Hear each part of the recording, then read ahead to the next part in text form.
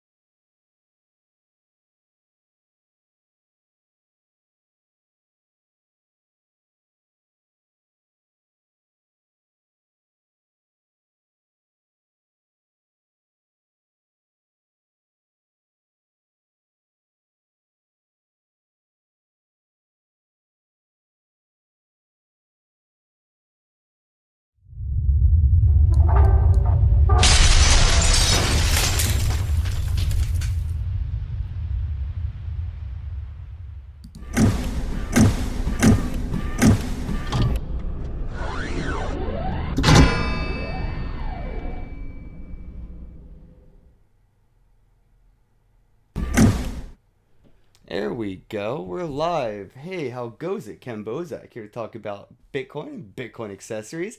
And today I'm with my bro, Mike Gillam. How goes it, Mike?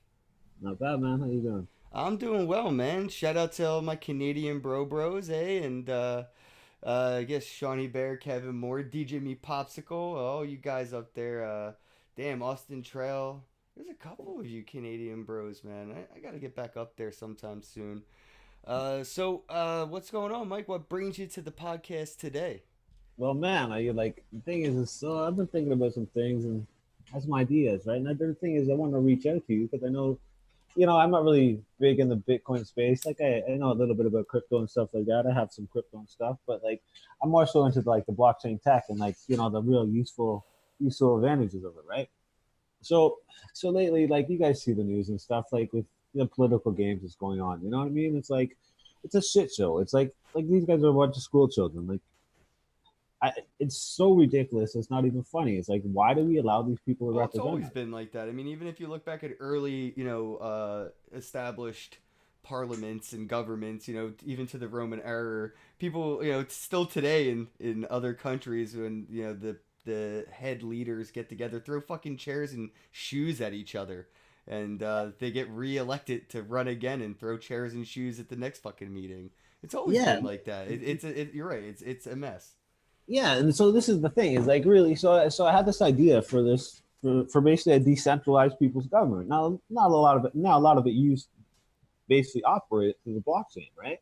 So like the thing is like with today's technology and blockchain and artificial intelligence and like allowing us to create secure transactions and stuff with each other. Like, why don't we have like kind of like a people's kind of union kind of government? Like, still have your representative, for your local district, but create like an application, like a decentralized private application where people can vote on issues that affect them in their local community, allowing them to create and benefit from that. So they can basically create local communities that benefit them in their best interest. I Like think I we said, need to establish a means of actually voting with blockchain technology first, right? Like everything's still being yeah, the yeah, building blocks are still being laid down, right? Like the definitely. foundation isn't even dry yet to be building anything on it, but the foundation is there. And I think have you ever heard of Civic, Vinnie Lingham's project?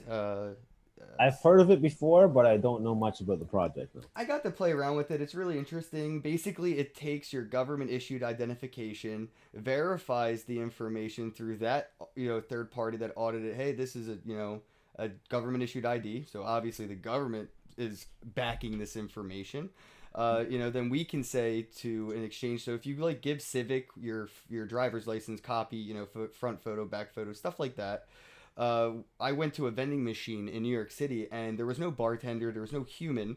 There was a vending machine that had beer in it, and I just scanned a QR code, and the Civic app was like, "Hey, this vending machine wants to know how old you are. Can we tell it how old you are?" And I was like, "Yeah." And it didn't even say how old I was. Really, it was just saying that it wants to know if you're over the age of 21. We know you are. Is it okay if we tell this machine? And once the app verified, I got the beer, which I thought was an amazing utility of blockchain just right there. And this was like 2 years ago. Wow. See, where I've heard about it is I think so. A project that I'm kind of into is the Rivex. Have you heard of that one? What was that? Rivex. Oh, It's rivets. yeah, yeah, RVT. I think I'm thinking of the same one. Why don't you a little bit more? Yeah, yeah, yeah. So it's basically it's basically they create toolkits that allow the to get into the trusted execution environment of each cell phone, computer, all that stuff. Yeah. So they have like proprietary technology on BIOS chips for authenticating the health of a device before boot up or after like the last boot up, right? Yeah, yeah. Yeah, So I so met that those guys before. Really amazing technology to basically like if somebody were to hack your phone, send an email with malicious information, you'd be able to use this technology to verify that that was an outgoing signal that came into your phone to say it sent something out. So it's really cool, powerful stuff. yeah, yeah. So that's the thing. It's like if we kind of created this whole thing, like because I'm pretty sure Civics works with them as well. I'm pretty sure they have a partnership because that's where I've heard of it before. But yeah, so the thing is we like if the basically if a lot of these projects work together and kind of create it like like because I'm definitely not the one to create it. I'm more so the reason more so why I wanted to talk to you is more so to get this idea out there. Is like we like the thing is like I'm not going to be the one to create it. I can pretty much guarantee you that. But the thing is like we need to get this idea out there. We need to change the current clown show that we already have. You know what I mean? Like something's I got to give I here. honestly, I mean, the clown show has been working. I mean, I feel like I just think we need to even out the playing field, the participation. I don't think that it should be an elitist participation. I think we should all be able to throw chairs and shoes until we get a conclusive, you know, what's the word I'm looking for here? Like a consensus, like that's just. Yeah, I that's the think we thing. just all need to fairly participate and not have these electoral deities, just be able to decide our fates. That's the thing is just like it's like who's ever elected it becomes like right now like with the in your guys in the US with the Democrats and the Republicans like man they're not doing anything like No. they're basically been trying to impeach him for the whole time. They're not trying to do anything to help the people. It's just constant shit show after shit show. Yeah, It's it's like definitely cannibalism, right government in cannibalism. Yeah. but the thing is more not necessarily to wreck the whole system or anything, but really to give the people a say. Like right now, the people have no say. They basically the representatives run wild. They once they're elected in, they basically do what they want. You know what I mean? If we had some kind of like a mechanism to kind of like I said like a like an application kind of thing, right? Where these constituents could reach for the representatives could reach out to the constituents and like create a should weed be legal? Yes or no? You know what I mean? Yeah, that Like could be solved with a simple fucking Twitter poll, honestly. yeah, that's what I mean. Because some of the shit, like for instance, in the U.S. right now, they're really talking about taking away people's guns and stuff like that. No, I kind of like everyone has their own certain belief on this issue, right? But this is the thing: is why not allow people to each person to kind of express their belief on this issue? And this is the thing: it's like now we got the artificial intelligence and all that stuff. It's like we can have the vote and we can have the discussion, and then we can have the artificial intelligence break down the discussion and break down the vote and say, so what do the people want in this district? Well, the artificial intelligence spits you out your little report. Like it, we can do so much better than what we have. Like the thing is we Yeah, kind of got to they're already using that AI against us to do the exact opposite to manipulate us into their ideas, into falling in line exactly. with their ideology and their political views. Like there is AI that is being used, but it's not in our favor as far as citizens go. It's more in the favor of big government and big corporations, which the government doesn't run this country. Corporations run the government that run this country, and people forget that who really lubricates all the gears that make things really keep moving. And it's fucking Google, it's fucking Amazon, it's also these Exactly. big companies. I mean, it's not politicians, it's not governors or governments, it's corporations. And Yeah, yeah. It's a lot of it's that media spin too. yep. Like it's like it's like propaganda, man. That's what it is. Yeah, but I It's mean, so we're still going to see a lot of this, yeah, even yeah, if this is exactly. implemented with blockchain technology. We'll see collusions that we've seen with DAOs already take place, or DApps and things be taken advantage of with vulnerabilities due to bounties on collusion or rewards for collusion. And even projects that have like master nodes and things like that that have ticket based things like Decred, that vote on things that take place within it are all kind of rented out or leased out. You can have a bunch of Decred and you can vote for things, or you can rent out your voting power to somebody else, and let them kind of run, the show for you. And as far as like I guess like an electoral college would go on the blockchain. People will still, I think, go to that format of government. We'll just see it, I guess with the open ledger and immutable things, so we could see maybe be more auditable information, like who really audits the votes. And are the machines really secure? Is the data, like, we find out that these voting machines have been tampered with months after Exactly, the right? elections come into play? Exactly, right. And this is the thing: is this is where blockchain can completely solve all that stuff, man. It's like you could have the whole public ledger where you can go on and see everyone's vote, and then like if you use That's what they the don't want, though. They don't want that. The, exactly the, that's the what they don't powers want. that be that are Don't in place, that's like Blockbuster being in charge of streaming technology and being able to lobby against it, because, like, it's really against their best interests. And that's the government looking at blockchain is like, whoa, this blockchain shit is going to screw with everything, because people are going to realize that we've been changing everything. We've been manipulating everything. People think they live in a democratic state for so long that they actually do become a democratic state because they were told they were for so long. Now, like, they're fans of whatever sport, Eagles, even though the players on the team have changed every year, and the coaches and everybody, it's not even the same team, but people are still Republicans, even though it's not even the same fucking team anymore. yeah, that's kind of why that's kind of why I was like, I created a GoFundMe page for it, right? And the thing is, it's like quite honestly, like I said, I don't see it really happening to I see to a $10 million goal there, brother.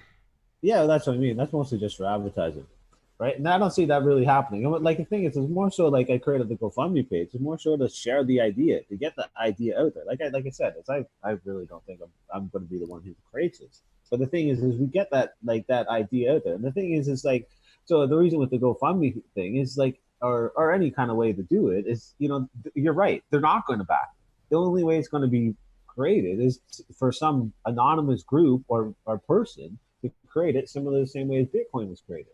And the thing is like, so say you created this application, say that, like I said, the people's government, but you can call whatever the fuck you want, as long as it's a decentralized people's government kind of thing, right? But I mean, so if you created this application and say you had, like sure, it's nothing at first unless people use it, right? But say you had a big percentage of the people that started using it because say it ended up, if you had a representative side of it, basically whether the representatives approved it or not, it's like creating any application. Once it's really big and starts to get out there, it becomes like the voice of the people.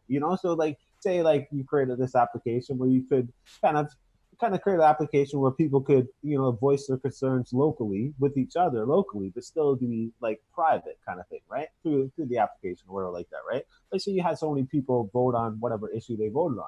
But once you have so many people in that area that voted on that issue, say like you have a city of say like 250,000, and say 80% of that city voted, right? And then out of that 80% of the people who voted, say 70% of them voted to impeach the mayor. Well, the people of that area have spoken. The fucking mayor should be impeached, whatever he did. But I mean, at that point, the people have a voice. As right now, the people have no voice. We're basically like Well, just the led like people do have a voice, right? They have a voice that they're only allowed to use to give somebody else a voice, right? Like, your voice exactly. is to be used to appoint somebody to speak for you. That's what I mean. And it's just false democracy. A true democracy requires the direct participation of the people. That's the thing. But It's a how do you democracy get? of the See, this is representative. where I think things are going to get interesting, and I'm happy we're headed to this way, because how do you get those to? How many people don't fucking vote, bro? How many people Exactly. choose But not why to don't they vote though? participate? Why do they not vote? Why do they not participate? Because it's Even when they wasting the do fucking time. participate, people write in the ballot D's nuts, and we get 4 million United States citizens voting for D's nuts in a presidential election. That happens. So even if they do get up to participate, they make a mockery of the outcome. There's a lot of real life That, trolls out there that just have kind of like get off to running for things that are kind of just to make things worse. It's like I guess like the that's Joker and Batman. it's kind of the way it is right now. It's like it seems like that's the whole purpose of why they're in there. Like they're like the government and stuff like that. Hey It Amina, how seems like goes it? getting worse and My worse and Canadian worse. bro, Amina's in the chat.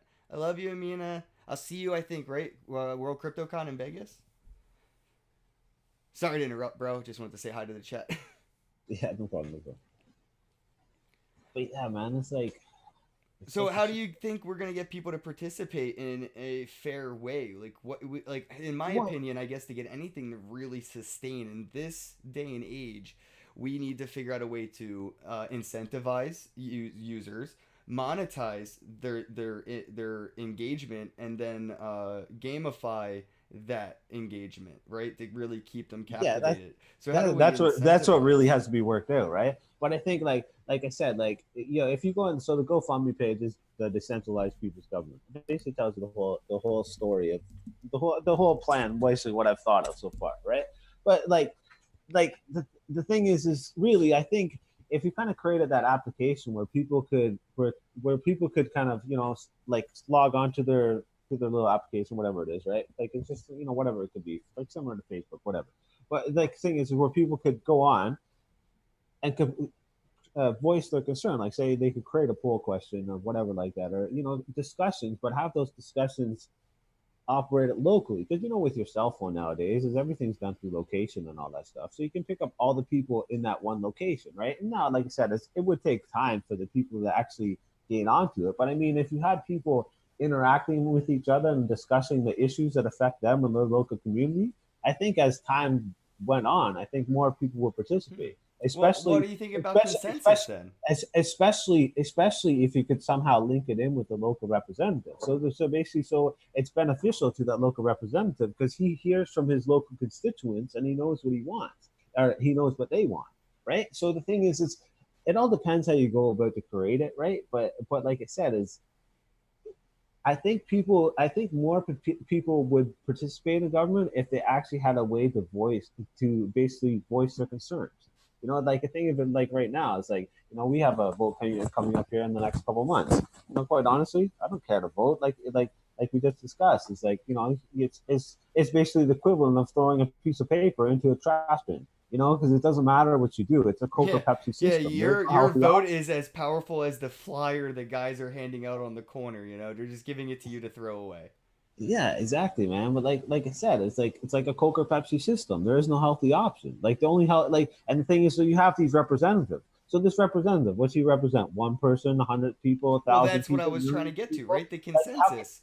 how, So, how can you possibly how can this person possibly represent all these people and voice all their concerns? He can't. Only the people can do that. well, Only those that's where people I'm can do saying, like, that. how do you get a consensus though of the people, and then how do we find out what the consensus is? Is it 51%? Is it 99.9% consensus? How do we implement any kind of lawful act or anything like that without knowing exactly, or even with like playing around and experimenting with consensus and how it would work out. Like people, how would we prevent a state from forking? Is what I'm thinking, right? Like if 51% of the voters in Texas want legal recreational cannabis, but 49% do not, is it going to be one of those states divide it now where like northern Utah you can get liquor but southern Utah you can't, or something like that? It's with like how we have dry states and things like that. How do we find a consensus even Well, when we leave it up to the individuals? How do we make everybody happy? Because that's that's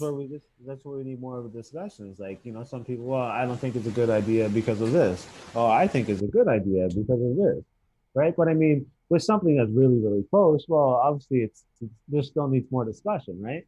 But like you could always really find a way to kind of work out something to really benefit kind of both parties if you kind of listen to both of their concerns. You know what I mean? Like that's well, kind of the way I I'm feel thinking about it. there's going to be more than just two party, right? There could be 50 different parties. There could be Well, that's what I mean.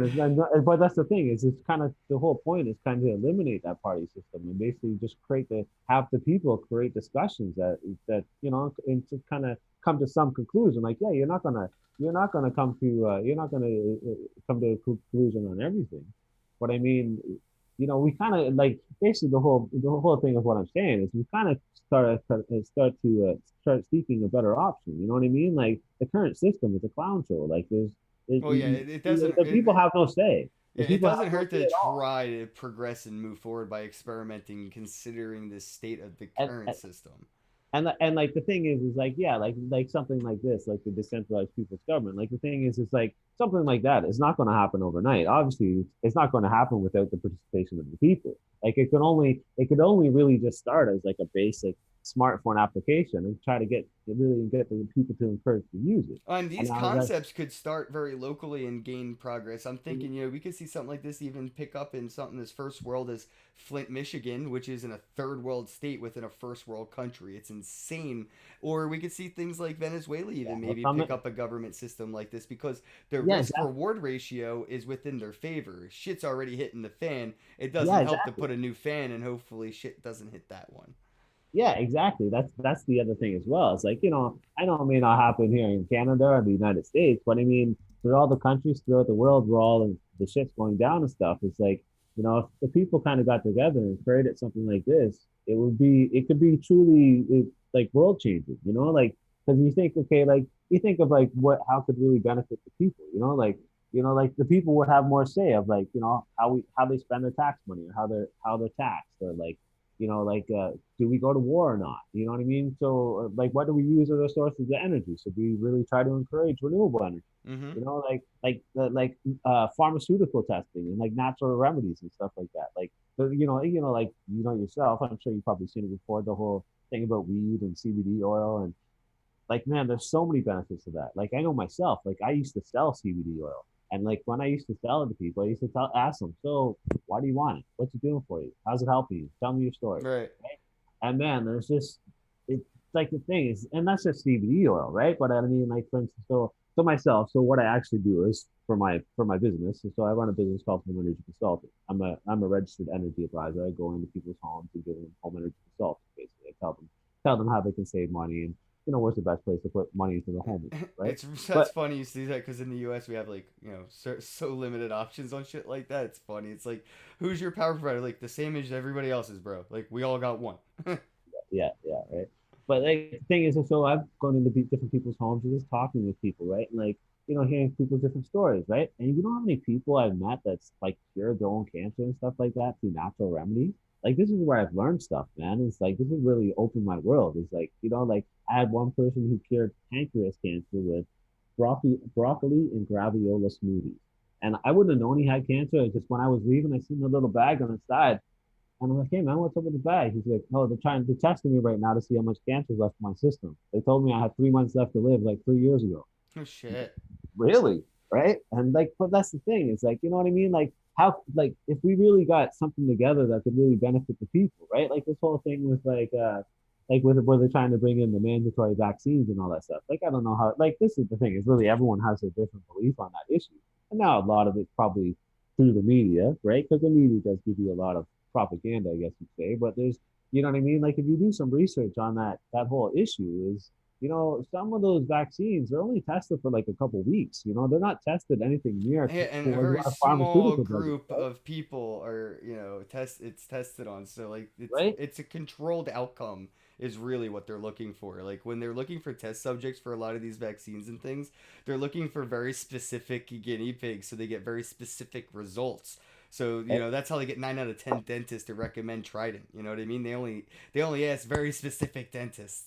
Yeah, right. But I mean, so and then they try to come out with like the whole like mandatory vaccination. It's like you're gonna force me to get this shot when you've only tested it for maybe 4 weeks or whatever it may be. Like like the thing is right there, that's completely against your rights and freedoms. Like you're full like under international law. Like you have the right not to be stabbed or something, regardless if it's a needle or not. You Yeah, have the but right to but say you no. also had the right to vote somebody in the place that replaced that right with a mandatory act that you But don't I don't agree want, with this right? mandatory act. This Right. is why I want to You vote made on it.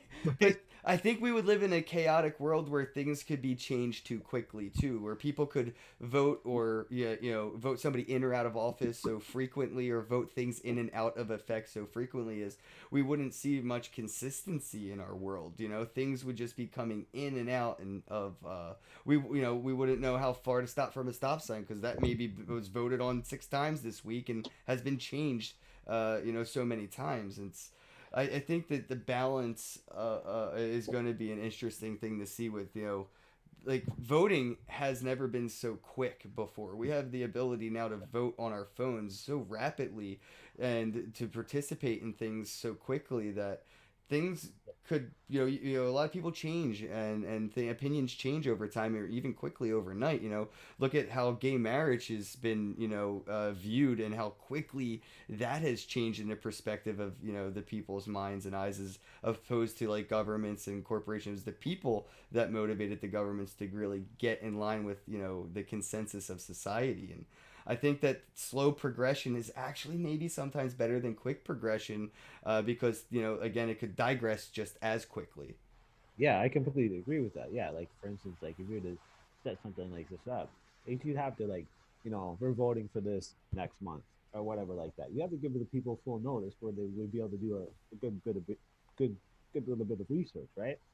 But I mean, like you, there's there's all kinds of different concerns as well. Like this is where like you'd have to do it in a way where you kind of had like the lawmakers involved at the same time in the vote because you got to make sure that if you did have this vote for whatever it may be, you got to make sure that's fully within people's rights and freedoms, right? And it's fully we you have to see the whole big picture, right? So yeah, there's definitely like nothing's perfect. Like I said, the whole thing is for us having this discussion today is more so just to get this idea out here is that we got to start seeking a better way. It's like the people have no voice right I think now. an Like interesting stepping stone for a concept like this may be even a level of like neighborhood watch 2.0 or like policing in a different yeah, something like manner that.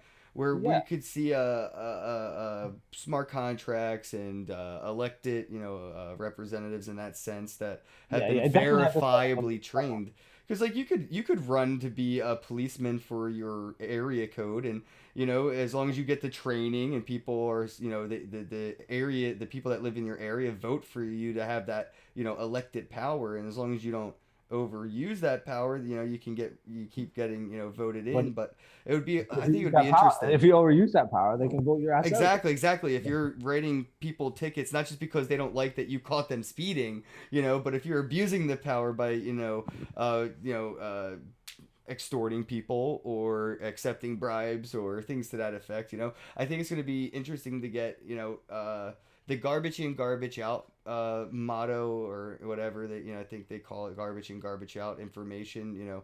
Kind of verified for the consensus information of the blockchain, where we're looking for like the Internet of Things to really like be able to verify a lot of the information that goes into these blockchains records. So maybe I don't know what you think of like the whole Big Brother state thing, but I think that might be unfortunately where we might be heading to Oh, we're get a definitely headed towards it. decentralized, yeah, but I think that's to help us decentralize the government, right? By being able to verify everything, not just the government watching us, but us watching us, so we know that like in Europe and stuff, they have like CCTV and shit. You can go to like the corner of John Street and Smith Street and just see what's happening on the corner, just on like regular like access. They have these CCTV cameras on like every street corner. I think a lot of that may actually be used in the future to like police cameras are kind of coming into play where a lot of cops have cameras on them. I think those cameras might even be live streamed, and people will be viewing that live stream, and they'll be rewarded for participating in verifying the information is authentic and the person providing the acts on the other end of that camera isn't being malicious. No, that stuff kind of scares me, quite honestly, because Right, me too, but I think that we will be our own Big Brother. We are Big Brother, not just Big Brother is this thing. I think we will all be participating in this Big Brother we kind of consensus. already are. Yeah, exactly, but in a very, very shitty way, very unorganized, very censorable, very, disorganized way. I think with the open source, public ledger, decentralized means that is immutable to censorship, those abilities, in a technology will be able to create a more I think don't trust, verify, and that with verification comes trust. I think it will create a much more trusted environment because we can verify a lot of the things in our environment. Like when you go to the history books, You can go to any high school in America, look at the history books, and they're not going to match up with a lot of history books with around the world. The American history books are very different in what we teach and what we say and the perspectives that we paint, especially when you look at Native American history in American history books. So we'd be able to go back to the blockchain and verify these acts, verify this information, and see when these details were audited and changed. Like I love the Mandela effect. It would have been an amazing thing to see the reality change on a blockchain. Yeah, really. Yeah, that'd be a good point too. Exactly. It's like to kind of certify history because that's the thing. You see, that's really the thing. Is almost there's a quote by Napoleon. Basically, what history becomes a tale of the victorious, right? Mm-hmm. You know what I Exactly. mean? You know, they tell their story. Obviously, they win. They're not going to tell you the bad parts of the thing, Yeah. right? It's the same thing. It's how do you think Christianity made its way throughout the whole globe? Right. Right. They Right. kill people off.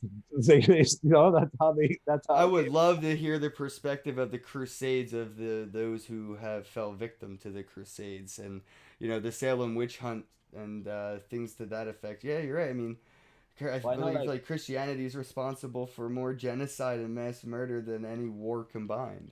But here well, it I is can tell you, today. like I'm from Newfoundland, right?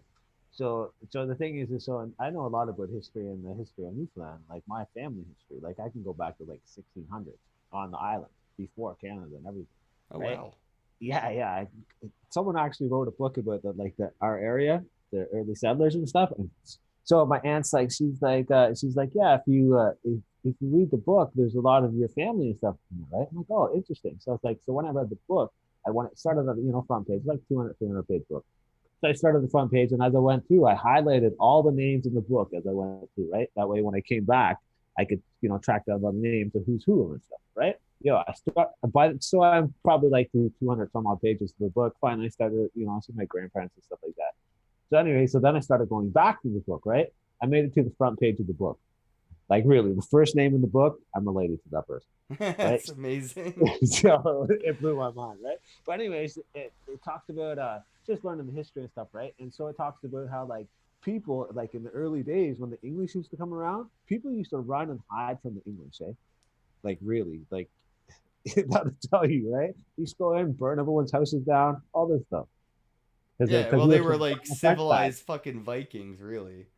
Yeah, like that's the thing, man. Yeah, like you said, from time it's always been like, it's like the people have never been in power. It's just kind of the illusion that it's kind of like a democracy, right? But Well, really, I don't know. through the whole history of governments, the people have never been in power. It's been a Well, what like are your thoughts on like what Andrew Yang's proposing, right? By making the fucking citizens of the United States basically shareholders of the country, right? If the country does well, you do well, and you get a profit of that, And that's well, quite he honestly, they mentioned should that be like I fucking think shareholders. Alaska does this already. They give people a dividend that they've collected from the oil companies, and they give that to the citizens. I think it's interesting to think of basically and there's athletes that tried to do this. I want to see what your thoughts are on this. There's Well, quite athletes honestly, that thought not. about tokenizing their contracts. So, Well, what are your thoughts on tokenizing politicians? If well, they do well, you I do just well. Well, I'll just give you my ideas about like the whole thing about the federal corporation, right? About the dividend thing, right? Because I've learned a little bit about this. I'm quite knowledgeable on this actually. So the thing is like, okay, if you look into Google right now, you type in what does the United States mean? The United States mean, right? You get part of the law there where it says the United States means a federal corporation. So the thing is, it is a federal corporation. And the thing is really the people are the shareholders of the corporation. It's just the people have been duped out for how many years and haven't been getting their share. You see, the thing When they is went like, from pension to 401k. well, no, see, this is the thing. It's like you know how money isn't backed by gold anymore. Yeah, yeah. So what they did is they basically made the people the money. So what they did is they basically created the birth certificate. I'll tell you, I Yes. know a little bit about this. The birth certificate is a security certificate in international law. And basically you become the person, you become the security of the certificate. All right. So the thing is that basically, security is basically, a financial asset. All right. Basically, you are the money. You are what backs the money. This is how the system works right now. Like the national debt is really, how much money is put into circulation. You know what I mean? Like the thing is so the people are what back the money. These are what the security certificates are. So basically, so the birth certificate is the security certificate under Hmm. international law, and the social insurance number is a securities account under international law. All right. So see, I learned a little bit about this because, like, have you ever heard of the free men on the land and like the sovereign citizen guys? Yeah. Yeah, I heard of like I had people sort of like even like Roger Ver status who like just gave up his citizenship. People can sort of give up that Yeah. citizenship, right? And but I've heard a lot of conflicting results of this. Like Yeah. Yeah. it's difficult to get hospital treatment. It's difficult to get you Well, know see, that's the thing is a lot of people don't fully understand that, right? Like I kind of got into that. And one thing is I didn't go like, give up my citizenship or anything like this. I'm learning. I'm interested Right, in like when you go to the store and I, somebody says, "What's your driver's license?" because you want to buy a pack of cigarettes, and you go, "Well, I'm not a citizen of the country, so I don't yeah, I don't really have have one. a Yeah. driver's license." Like And they now, you and I can't participate in the government's environment, in the country's environment. You can't participate. well, see, that's the thing though. It's like, like the thing is you can kind of do both. Like for example, right? Like I've learned a little bit about this, like I said. So I actually learned like because I've researched it enough, right? And I've learned basically. So what I did is I basically just got all their information, absorbed it, try to make my own thing out of it, right? So, anyways, I learned all this stuff, and I've actually known people who's gotten their charges removed from court and like all this stuff, made their charges stay. I've had people who got like full 100% income tax returns and stuff like this because the thing is like the way they say it or whatever is basically, you're not a person, you have a person. Like the person is a legal entity created for you by the government. Like basically the person is really the certificate, but you act as that. But anyways, thing is basically there's a difference between the people and the person, right? But anyway, so this is how these people are getting 100% returns. Like I've seen the checks from CRA, all right, like where they got 110% back of the return, and the reason why they got 110% back is because they had to pay someone to do it, right?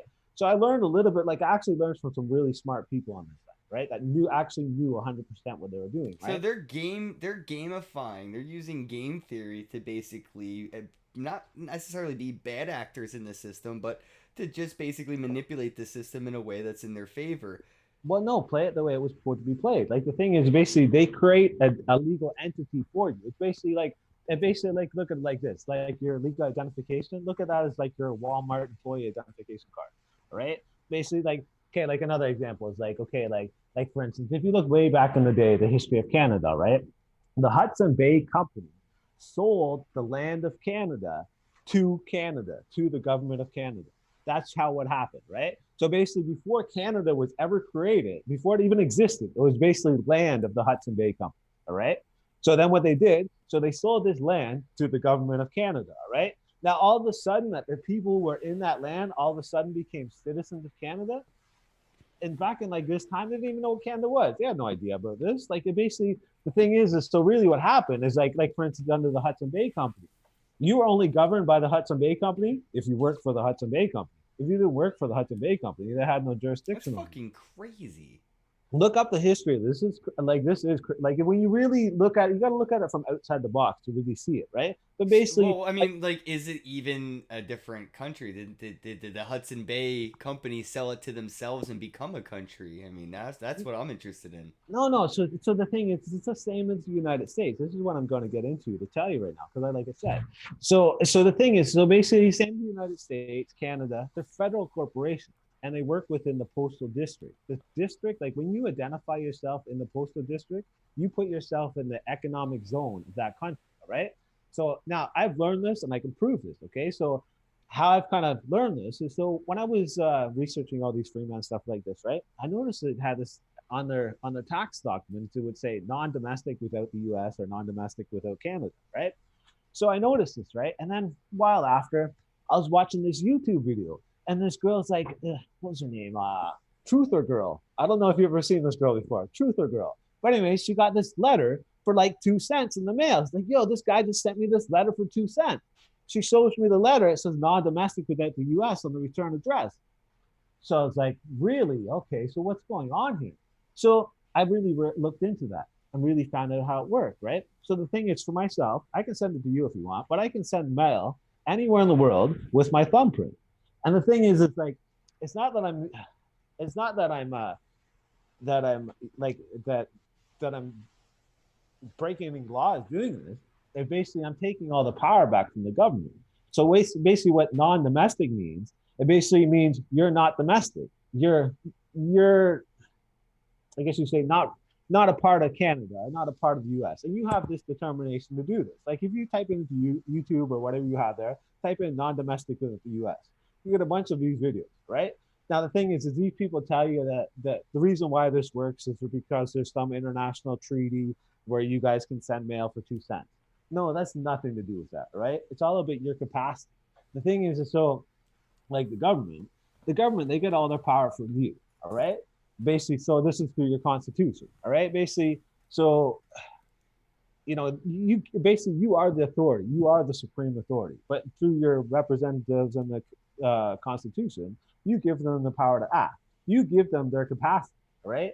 So when you put the non-domestic without Canada on there and attach that to your address, well, that excludes you from, I guess you'd say, their economic zone, right? So the thing is so when I send the mail, so where you put the stamp, I put my thumbprint, then I put the law that allows me to do it. Because basically, so this is the thing. So when you're not part of Canada and you're not part of the United States, you become your own foreign state without them on the same Oh equal shit. grounds as them.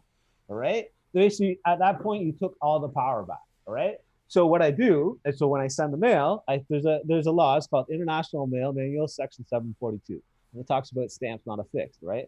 And it says right there in there that any mail that doesn't have a stamp on it is considered prepaid and foreign, right? So the thing is what I do is I put that law on there, I put my thumbprint on there, and then when I put the thumbprint, right where I put the thumbprint, I put private postmaster general without Canada, right? Because see, the thing is, it's like, so like So now yeah, this is, you get to be your own postmaster of your own you state. know, anybody can do this. This That's is the so thing. This is fucking how you crazy. take back the power back. Like this is the thing. Is you really, But now, yeah, isn't that using a taxpayer's system without participation, sort of like, I no, guess, no, no, scamming, right? I mean, no, like, what about other no, aspects outside no. of the postal system? What about like No, hospitals, right, and getting no, no, like no, no, hospital no, treatment? no. So this is the thing: is the postal system of the postal system or the what's it called the postmastership is created before the seat of government.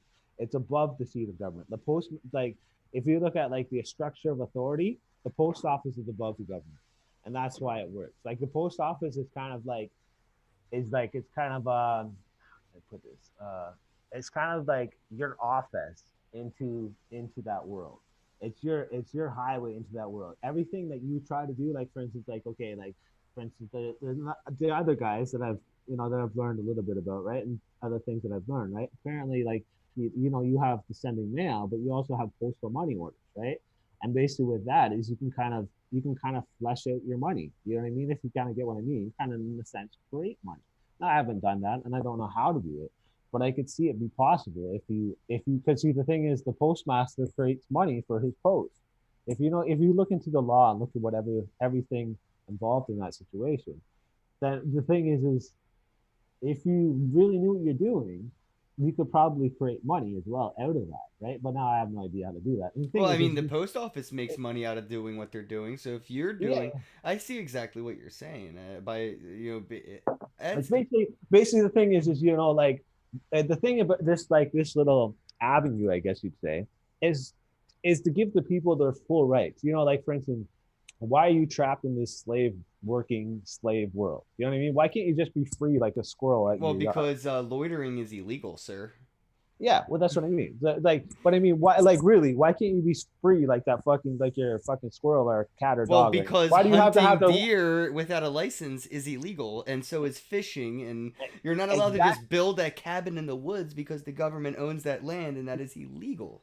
See, that's the thing is there's a difference between legal and lawful. All right, there's a lawful right that you have your right to survive, right? And this is what this is the thing is like we talked about. If you're on that free man kind of sovereign citizen kind of world, yeah, like for instance, like if you know how to get those charges removed in court all the time, yeah, you're good. You're probably good. But the thing is you're never going to get any freedom because you're going to be in court all the time. You know what I mean? Like that's the thing is like Right, you're going to be in court trying to fight off a exactly. ticket Even though because you're living off the grid because you're providing yourself with your own solar power, but because you're not on the grid, that is a fine. Yeah, exactly, right? This is where like, this is where like, okay, like I said, as I really looked into this, and then like the whole free man kind of sovereign citizens kind of thing, right? It I looked kind into of made it I illegal to be a free person. I mean, if you really look exactly, at that's it. kind of what I'm saying, right? And so when I looked into this, I was like, okay, so man, you can't do a lot of this stuff, because like for instance, like I said, as I run a business, I have a license, I have all kinds of shit to do. You know what I mean? I can't be driving around without a license and no plates. Come Right, on, right, it's not gonna exactly. work, When you right? get pulled over and tell the cops, "Well, I'm my own country, and in my country, we don't need license, so I'm just a Yeah, yeah. diplomat when I'm here in your country." So like I said, then I seen this thing about the mail thing. I'm like, well, geez, I could fuck around with this. This is interesting. I just want to try this, see if it works, right? So this is when I first got onto this. All right, I'll tell you the story. So when I first got onto this, so I just did basically what I seen in the video. I basically put the 2 cent stamp on the letter and sent it to my aunt in Newfoundland, right? I just put, ha ha, it worked, right? And she calls me. She's like, what the hell is this? You sent me this letter, right? I'm like, what? You actually got it? Awesome. That I'm like, is okay. fucking awesome. I'm like, okay, let's really try this out to see how this actually works, right? Because it's like I read the same thing as like if you watch a YouTube video, they'll tell you it's some treaty created to the Universal Postal Union that anything be sent for 2 cents, right? So I was like, okay, okay. So I'm like, okay, so let's try this big. Okay. So I had this little remote control car, like not big, just a little tiny one, but just enough to send a package, right? I want to do the same thing with the 2 cent stamp. I sent the package. Sure enough, she got the fucking package. So I was like, really? I'm like, okay, so let's really test this, right? So like I said, so I'm from Newfoundland, and so I'm down there every, once a year, whatever, right? So I knew I need the TV down there, right? And I had an old TV, so I'm in Ontario. So anyway, so I had this little mini 14-inch TV, right? So I stuck it in the box and go up to the post office to send this thing, right? And I recorded this one too. I actually have a recording of Oh, this I one, right? gotta watch this. So no, it's not video recording, it's audio. But anyway, so I bring it up to the postal thing, right? And I put it on the scale. I'm like, yeah, just tell me how much it's going to be. I wonder how much it's going to be, right? So she's like telling me all the thing, and then she's like, if you want it there in like 3 days, it's going to be like $115. I'm like, yeah, we're not going to go any of those routes. We're going to put a 2 cent stamp on it and send it to the private side, right? Because this is the other thing. It's the private side of the mail system, right? So anyway, so she's like 2 cent stamp, private side, okay. Like she looked at me like she knew exactly what I was talking about, and I was like, what the fuck? So anyway, so I put the 2 cent stamp on it, put it in. So like Wow, I maybe, cannot. maybe What? like maybe like fuck, like a week later, my aunt calls me pissed off because the thing is the box of the TV was so big that she couldn't put it in her car. So wait. So is this because when you mail things through the postal service and you go the normal route, normally it's insured up to a specific amount of its No, value, no, and you can pay additional for no, increased not sure. insurance for yourself evaluating its value, right? So if you say this TV's worth more than its blue book value, and you have nostalgic ties to it or whatever, maybe it's art, you could get insurance on it. Is this avenue You can't do insured? that. What if Yeah. the TV never No, showed up? no, you can never get insurance. It's kind of you're sending it and hoping to win. You can't get insurance. So Okay. this is another story. So now just recently, so my buddy Dave, he comes to me, he's like, yeah, I know you do the postal thing and stuff. Can you send this big flat screen TV to Newfoundland for me? So I was like, well, man, I like honestly, I'll try for you, but like I told him, like, there's no insurance. If they take it, they take it. And if it doesn't get there, it doesn't get there. It's like, I don't care. It's just an old TV. It's like I'm just sending it down to my dad, so he put it in his garage. Like the buttons don't even work on it. I'm like, well, fuck yeah, I'll try it. So, anyways, I sent it. The I sent spam it. is so new. Oh, it's not a scam. The thing is, it's No, no, really I said it's like such a new way of spam mail. Like that's just spam mail. I'm just sending this trash TV to my dad. yeah. So, anyways, the thing is, though, that one didn't go. They stole it, or because it didn't. And the thing is, it's a federal crime to steal the mail, right? Like that's the thing is most of your stuff's pretty good, but this is obviously it looks like it's a big like probably like 40-inch flat screen TV in a big TV box. You can clearly tell it's a flat screen TV, right? So, So wait, anyways, is it a federal crime though if it's on the private side? Because technically no, it's. no, and well, Isn't yeah, that why it's not they're still insured? stealing mail. They're still stealing Oh, mail. okay, yeah, Like right, thing right, is true. they can say it gets lost or whatever, right? Right, But or it was undeliverable, right? Like I've seen that but the thing happen is, to me so many times where like you're supposed the to send it back to me. fuck the post office. Yeah, right. But then they'll say it was non-returnable, and that's when Yeah. they keep that shit. I've had that happen with things I bought on the internet. Maybe not through Amazon, more peer to peer, but like, very trusted, got tracking numbers, and got in touch with the postmaster in my area, and they said, oh, it was non-deliverable. And I was like, well, the person that I got it from never got it back, so I can't get my fucking money back. And then he looks into it, and well, that postmaster over there said it was non-returnable. And I was like, well, where the fuck is it? And they're like, well, it's undiscoverable. I'm like, these motherfuckers. Wow. This story shit. Basically, that's how they steal, right? I mean, it's like, hey, after 90 days, nobody claims this lost and found, right? Uh, it is. Every system has its flaws, right? To be game theoried, and the post office is probably no different. But so, how do we expand on this and bring sort of more of this individual governance the to amass individual governments, and how does this overlap, right? And they did decentralize people's government. A lot of people would want to run their world, right, their government in a very individual way that may not, sync well with a consensus. So, abiding certain laws in certain states, like I mentioned earlier, you're like a diplomat in Canada because you're not a Canadian. You're visiting Canada, but you live in Canada, but you're a diplomat because you are your own country, right? You're your own state No, with. no, no, no, no, no, no. See, that's the thing. Is that's where you like that's like myself. It's like, man, I still have Canadian citizenship. I still have all that stuff. It's like a jacket. You can put it on and take it off. It's not like the thing is like the government. They're only representatives. They only represent you. Like for instance, if you represent me, can I not still represent myself? Of course I can.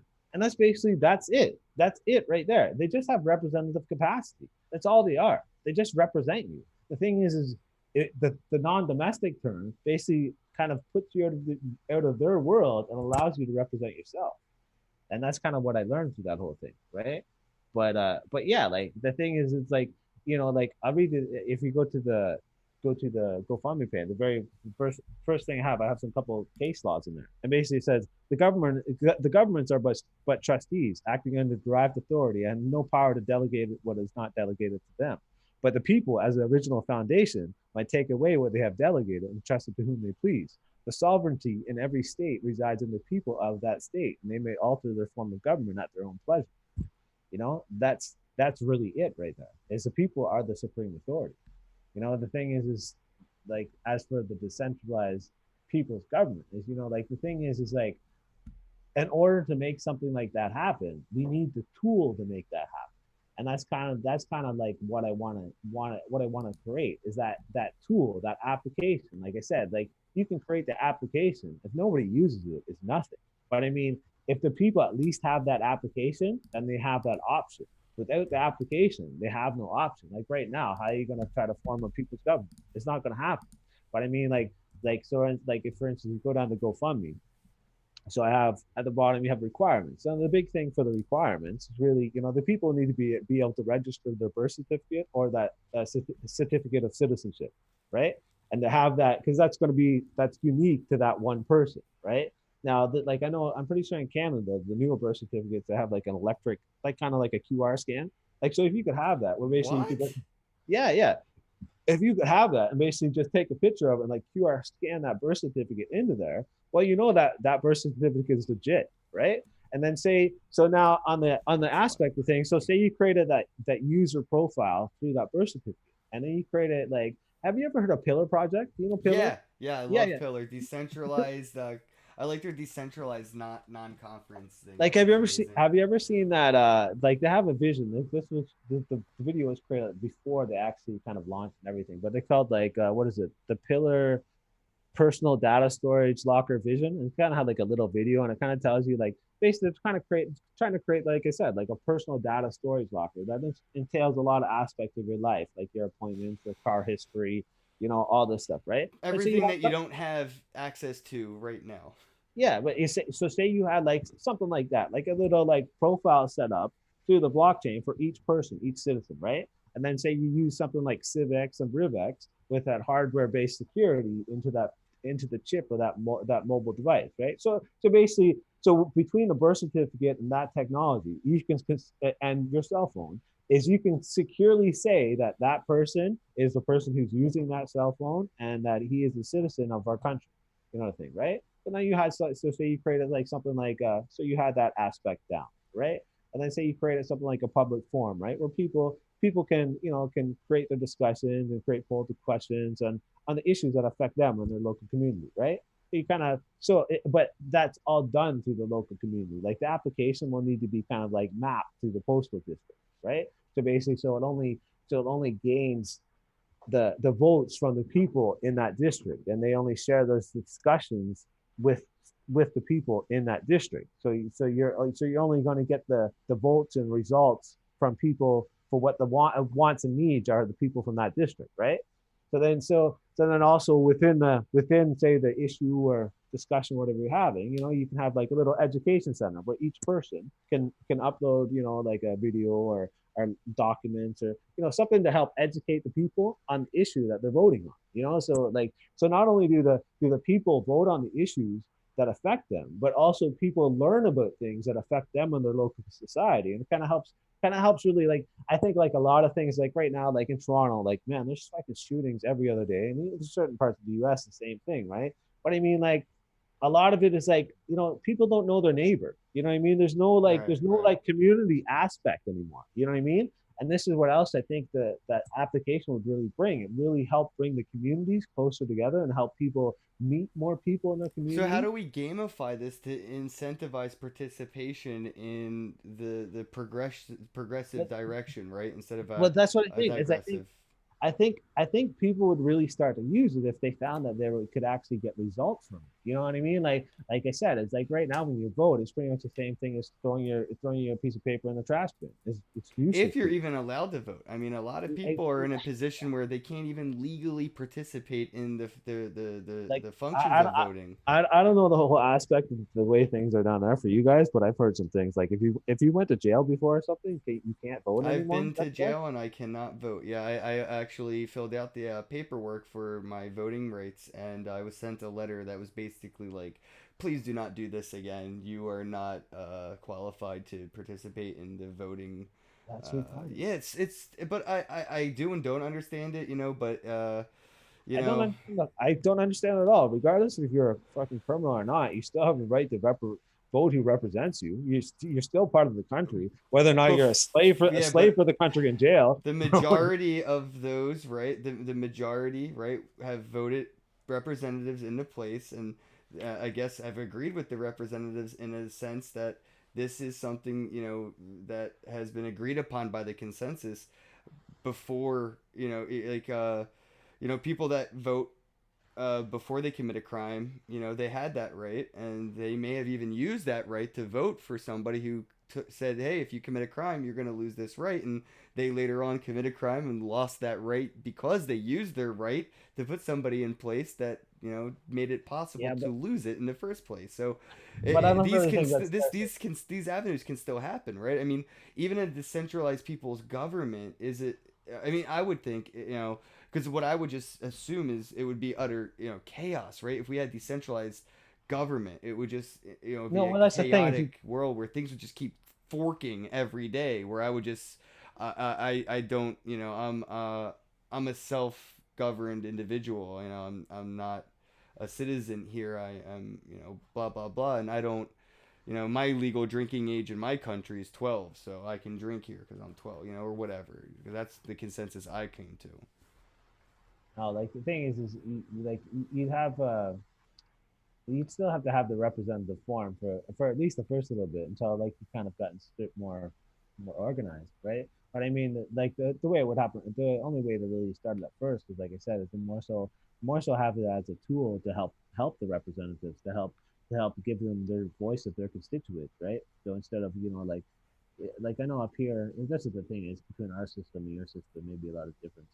But I mean, up here, I know you can have like local little town, like they have little town councils and stuff like that when you can want to go in and voice your concern on the issue, you can go in and speak under the mic with all their board members present, right? But I mean, but really, like I mean, with the application, you can have all kinds of people doing that, right? And you can have basically make those like discussions, and where people come up and raise their concerns, you could have those more, I guess, more broadcasted, more out there through the app. Because this is the thing is like for instance, like right now, like in Canada, the last couple of weeks, they've been doing a lot of talks about mandatory vaccines and stuff like that, right? and there's a lot of people coming in and protesting, like against it, right? And but like the thing is there's a lot of people that's been in those board meetings and discussed like their concerns of like why they're against the mandatory vaccines and stuff like that, right? But none of that stuff is ever broadcasted by the news or anything, right? This is where you kind of need, and that most of the people don't see those. Most of the people don't see those people who raise all these concerns, right? This is where you can kind of have that education center to within the app to kind of help people see the topics It from would almost be both like a angles. coin market cap of consensus on smart contracts that are basically laws or other forms of, consensus agreements, right? On contracts of if this then that scenarios. Yeah, you'd be able to audit that.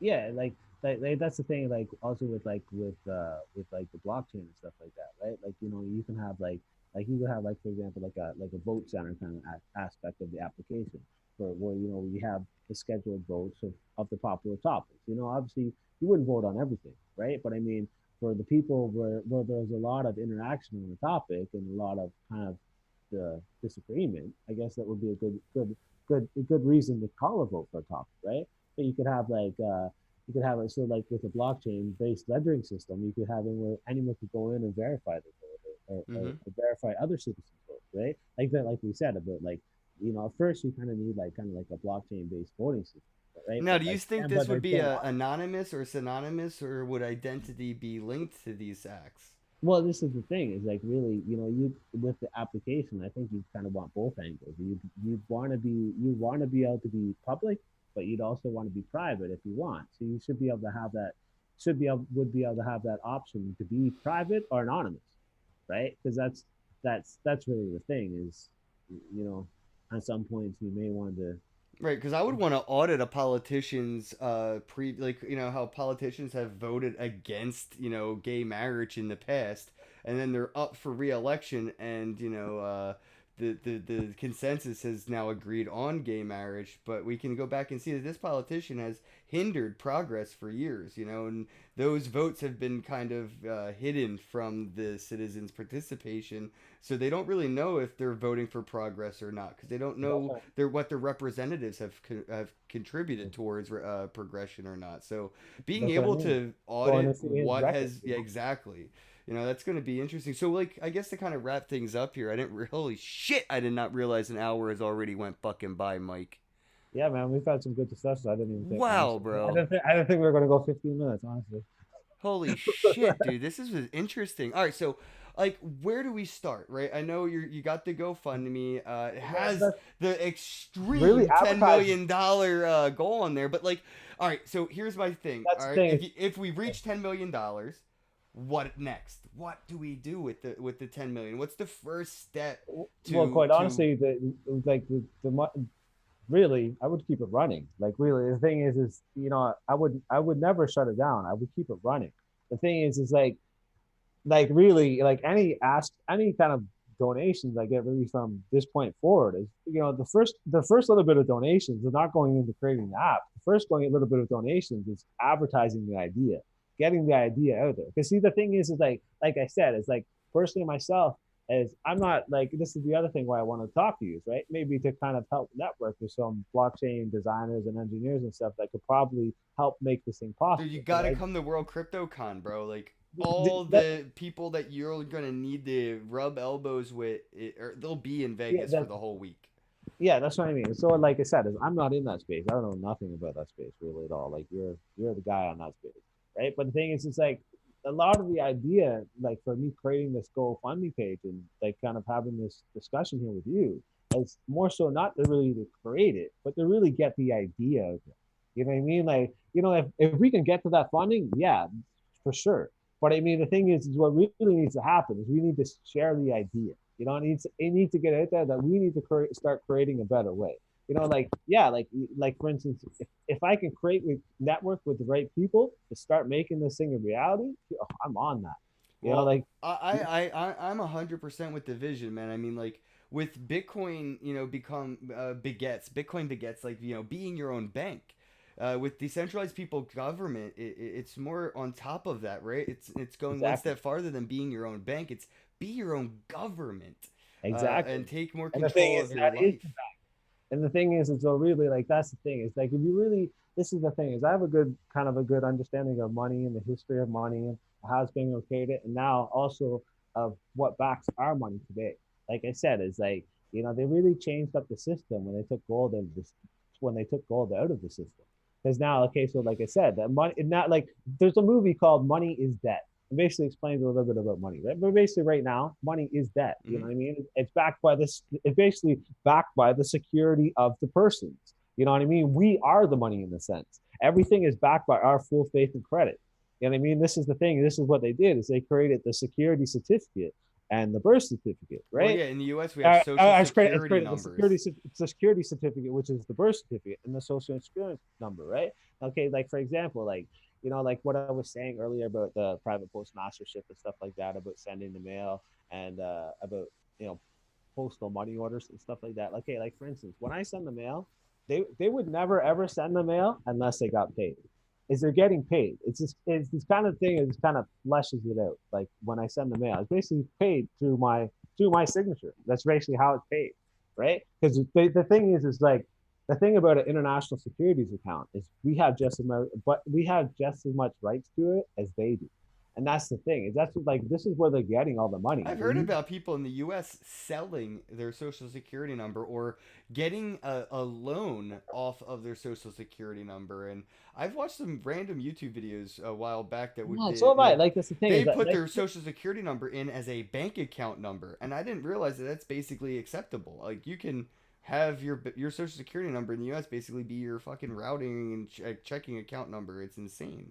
yeah, there's a lot of talk about that about it's like in a sense creating what you need, right? The thing is Right. no, I don't know how to do that, but I mean, I've seen videos I of people definitely breaking it down, and it looks half illegal, but they're still free. So, that's the thing, right? It's that's the same thing like with me sending the mail, right? This is the thing is what I learned about the mail, like because I can do consistency, like bro, I've I've probably sent probably over 1,000 packages like this, packages mail, like yo, I send this is how I send my fucking taxes to CRA, like when I have to what.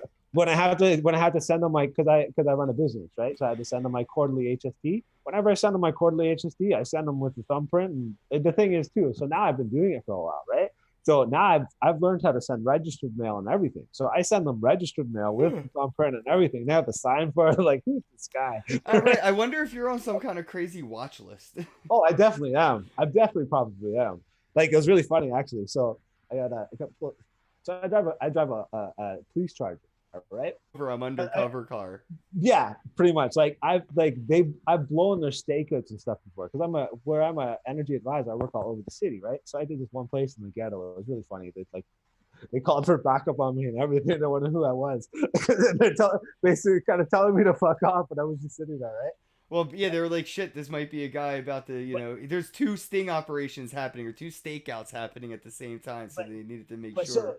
so anyway, so I was driving one day, and this guy he like you know how you turn left, right? Well, this I was trying to turn left, and the cop all of a sudden he was going to go straight, and then he basically just waited for me to turn, and then he came right in behind me, right, and pulled me over and asked me all these questions, right?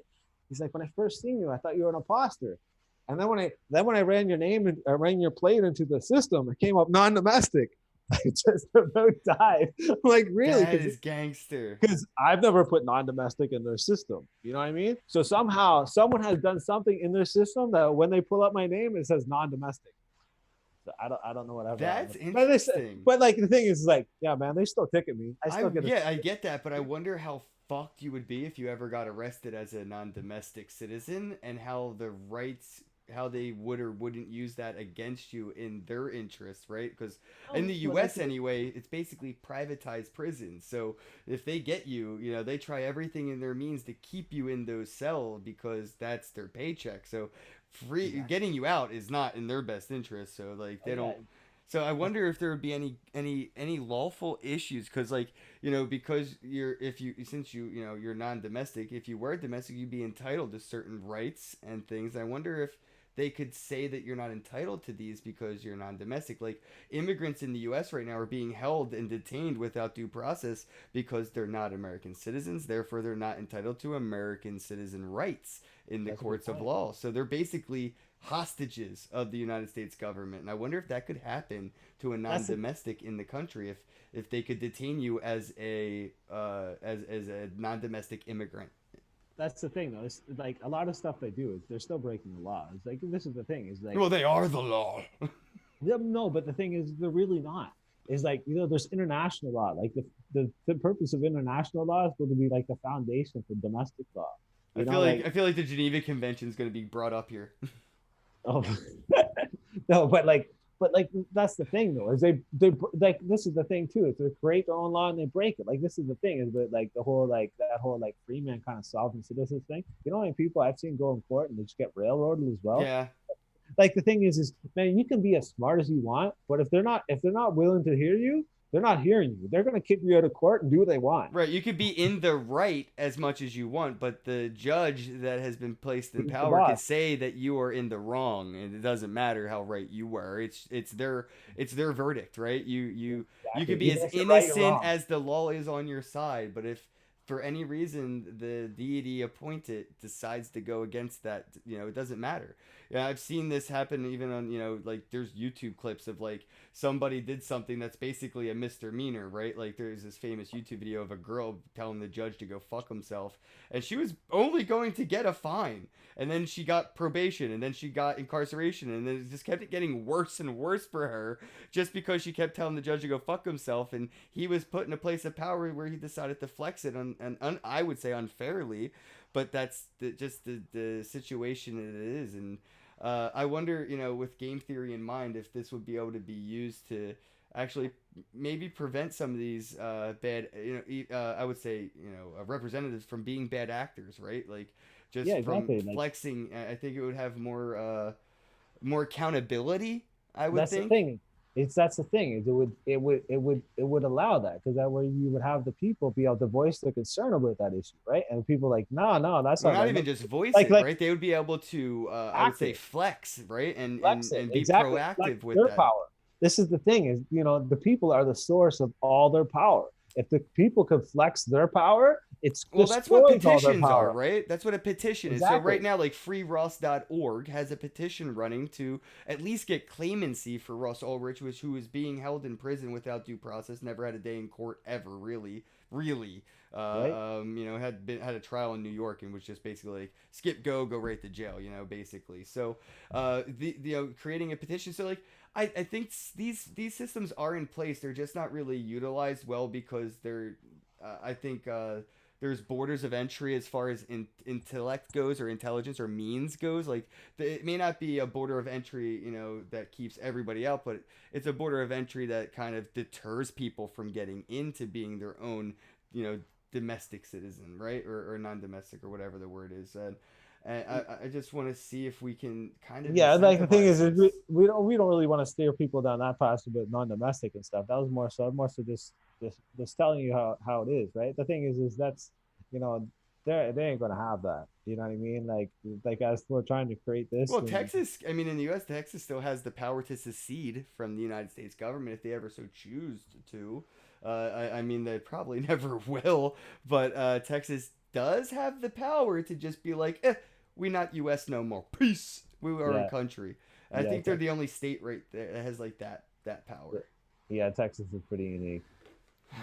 I'm always interested in the fact that if any country could, or any city or state or whatever, that could, it would be somewhere within Texas or Texas itself that may secede into its own decentralized government, because they actually are in a position to do so. No, but really, like you have like we were saying, all those like those little those little countries and the third world countries and all that stuff, where there's just so much stuff going on right now. And we're especially like for instance, you say like Venezuela doesn't like isn't Venezuela like already heavily involved in the blockchain as it is? Oh yeah, yeah, and you know what I think's interesting with that is you'll be able to be basically a shareholder of other countries' currencies, which helps inflate their market cap, which brings value to their end users, right? So, if Venezuela were to create, which they did, they created the petro, but it's not truly decentralized, blah blah blah. But if they were to create a cryptocurrency that's very limited in supply and has scarce ability and things to that effect, that even from me myself here in the US, I could invest in Venezuela, and as they gain value, I can gain value, and I can help contribute to their value. And I think that would help create more of sustainable economics, is where individuals will be able to help third world countries by investing in them, right? Like I would love to invest in Venezuela and South Korea, North Korea, or Africa or whatever. You know, any of these, anybody that like could, you know, where it's the Red Cross says send $1. Well, I could just put $1 into their market cap, and if their market cap keeps going up, then that dollar goes up, and my investment actually sees profits because of the progress of these countries. And I think that that's where the tokenization aspect will really come into the limelight that inspires a lot of these third world countries to do that. I don't think Bitcoin will be a world currency. I don't think it'll be mainstream, only because mainstream means that it's government issued and mandatory, and I don't think any Yeah. government will issue a mandatory say Bitcoin is the government currency by law, and without it being by law, nobody will fucking adopt it mainstream wise. You know, you can still pay for a tattoo with cash, but you know, legally they should be accepting, you know, on the table, on the books stuff. So you can still pay under the table in certain things, and I think Bitcoin may be the replacement of cash in that sense, where you want to pay under the table, not pay taxes, and kind of just like slip some cash into the owner's pocket and go past that. Bitcoin might be for that, and then there will be some government altcoin, but that government that will, you know, adopt this idea or economic, you know, motto first, like, hey, you could be an investor in our government, an investor in our country, you're a shareholder in the net worth of the country. And I think that that's going to be an interesting concept to see, where I could buy a couple shit coins backed by a government, and if it becomes from third world to first world economically, I could see some profits like that corporations have done for years. Now Oh it's just yeah, an individual option. yeah. Well, like I definitely think they're going to get like involved in that, like the whole cryptocurrency kind of space. Because I know, like for instance, I was reading something about where they're talking about what is it, central? I think it's called CDCDs or something like this. Hmm. But it's like a central bank cryptocurrency kind of thing within the central bank, where basically they would where like your little regular charter banks, like whoever is, Bank of America, all that stuff. Okay. That's how they connect to the Fed, right? It's through the cryptocurrency kind of thing. Fuck, I can't remember what it's called now, but I was reading about it. I was talking about it was in with the World Bank and like the Bank of England and all that stuff.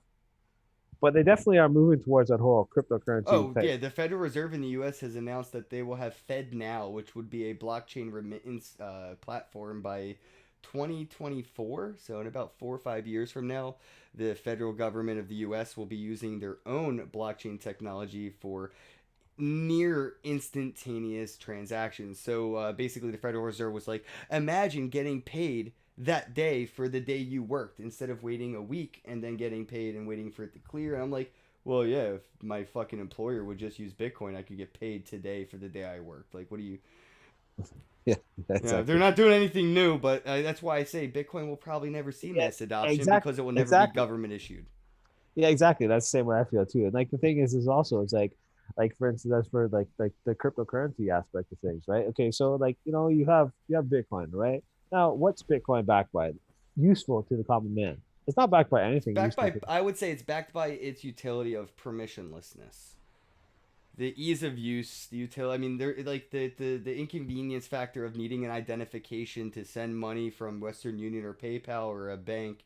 Oh yeah, It's yeah, I know that. outweighed by Bitcoin's convenience factor of you don't need any identification, you don't need any permission. Oh You yeah, I have know that. satoshis, you send it. So I think that that's what it's backed by.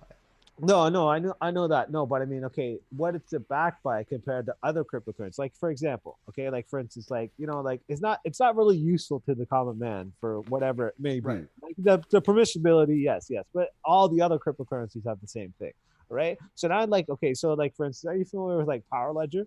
Yes. Okay, so like Power Ledger, their coin is backed by like the energy, right?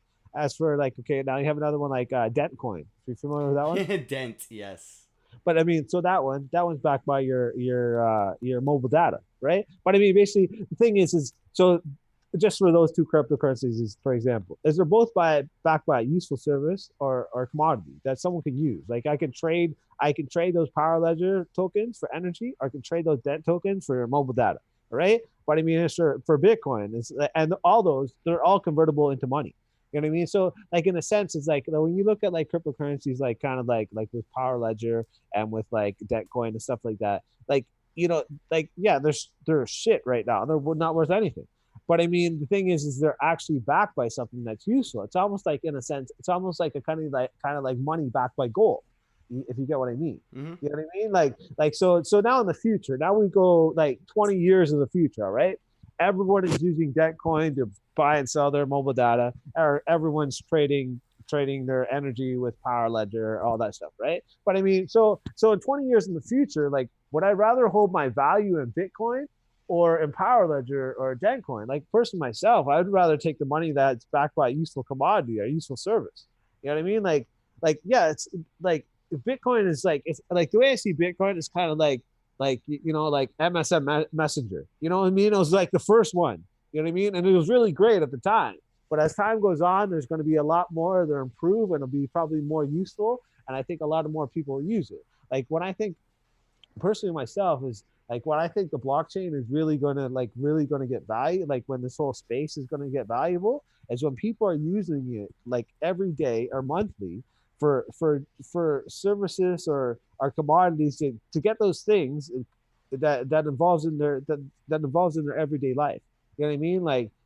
Like their monthly expenses or their daily expenses. Like, people, when it comes to the point when people are using it and not even know they're using it because it involves those expenses or those services. You know what I mean? Right. Yeah, when That's it's just caked into life as everything that is caked into life is today, right? I mean, you don't think about your social security number and your birth certificate when you go into the hospital to get a checkup because you don't feel good, but all those contracts, and we say smart contracts, right? But they're dumb contracts. They're all in place to keep that system flowing, and we're just going to have to see a lot of this really on ramp into the new era ways, and it's going to smart. I think it's going to start very smart, very locally. I think places, what was it, like Phoenix, I think was like one of the first places that really let Uber and everybody's play around with their self-driving cars and things like that. I think they're going to see some areas or states that kind of flex a lot of their power at the level they have it, right, when it comes to, you know, state versus federal. But a lot of these states are going to want to experiment. They're going to want to progress, right? They're going to want to be the epicenter of this paradigm shift, and they're incentivized, you know, through you know, every other incentivization that's led the world to progression is, you know, wealth and you know, gaining value out of something. So a lot of this is, you know, it's funny that you're saying like we have to see a lot of people use this stuff, but the stuff that needs to be used is being built because people are incentivized to be the ones who build it. You know, so if I write this smart contract, there's a developer fee in it. Every time it's triggered, that transaction gives me a little bit of the gas because it's caked into that. And I think a lot of that will be how things are produced. You know, a lot of these smart contracts will be bountied out. People will produce them, and you know, whatever the jobs are that the mayor performs, they'll probably be replaced with a smart contract that we all participate in voting, and that smart contract, the mayor, will just do the tasks that we have voted for it to do, and it will use this algorithm or AI or whatever the contract, you know, triggers to perform the task at the end of the day that after we participated in the vote function. And whoever develops this contract will basically have been the mayor, right? Like Ken Bozak's the mayor of New Jersey because I wrote the smart contract that got elected in to be the mayor, which is just a smart contract, but I wrote it, and I get a little bit of a developer fee, which is basically like, you know, getting paid to be the mayor. So I still think these systems will be in place. It'll be replaced by charisma with intelligence. A lot of the smarter people that should be in places of power aren't charismatic enough to get the votes, to get the attention, to get in place of power. You know, or they're not incentivized enough. Or if we could put it, I think right now would be interesting if we could put a bounty on how much the president makes, because the president makes less than any fucking Disney star or YouTube celebrity. The president makes nothing. But if we could vote on how much the president gets out of, you know, the U.S. government's funding, I think we could get a president as intelligent as Elon Musk, but in more of a political sense, not just a technological sense. Yeah, that, well, like for example, like right now, Trump's not even taking anything. Right. Well, that's on the front end, right? But he's also renting out an entire floor of his own fucking Oh yeah, hotel, which is using taxpayers' money. Two floors. One floor for the Secret Service, one floor for his family. So technically, I love that whole technicality of how he isn't taking any money, but then he's taking so much more on the other ends with like these paid for trips and expense, things yeah, that but they all fucking take that though. of course they do. I It's mean, not look like the at Dick first. Cheney. Didn't that motherfucker own everything to do with the Iraq War? Like the camo, the meals, the water supplies, the fucking guns, the tank. I mean, Dick Cheney is the military. He fucking owns everything that they buy. You Yeah. can't get an MRE without Dick Cheney getting a cut. Oh yeah. Yeah. Exactly. Right. Yeah, So you're right. You're right. They all do it. They all fucking do it. But these things with blockchain technologies would be auditable. They would be immutable exactly. to the functionality. We'd be able to see where the satoshis go or whatever the payment forms are. We'd be able to Man, there's verify that so much people more are using transparency. their own voting power to basically game theory themselves into a bad actor position. And that I think is where we'll see governments fork, whereas basically like Ethereum's DAO did a back roll. If we were to vote somebody in and they do some fucked up shit the next day because we gave them the power, and say we voted somebody into place of power and they decided to issue something and it gets in somehow, and we're like, oh shit, like Pennsylvania and Philadelphia and Pennsylvania and all that, they have a soda tax or a sugar tax. It's like fucking $5 for a 20-ounce bottle of soda because there's a giant tax on sugar, and people hate it. But their dumbasses let it get voted in, and it takes way too long to get it voted out. So I think the real power is people that abuse power will see the repercussions of it a lot quicker now than waiting every 4 fucking years or whatever. Well, see, that's the thing is like with the blockchain and stuff. Well, you could definitely, you'd have that transparency, and that's a big thing we need right now. Is there's because there's so much corrupted. They're all corrupted shit. Like they talk about this is what I find absolutely hilarious right now. So you guys are trying to impeach a president for exposing a crime, and then elect the president who committed the crime. Elect that person as president who committed the crime. Like, are you fucking kidding? No, yeah, dude, it's insane. You're right, and it's kind of it, it's a and pattern. It's a pattern. and the thing is too, it's like, and then the thing is what's so ridiculous about it is like, so you have like CNN and all these other mainstream medias, they go in the same basis that a whole mind story. Oh, that's all conspiracy theory and stuff like this.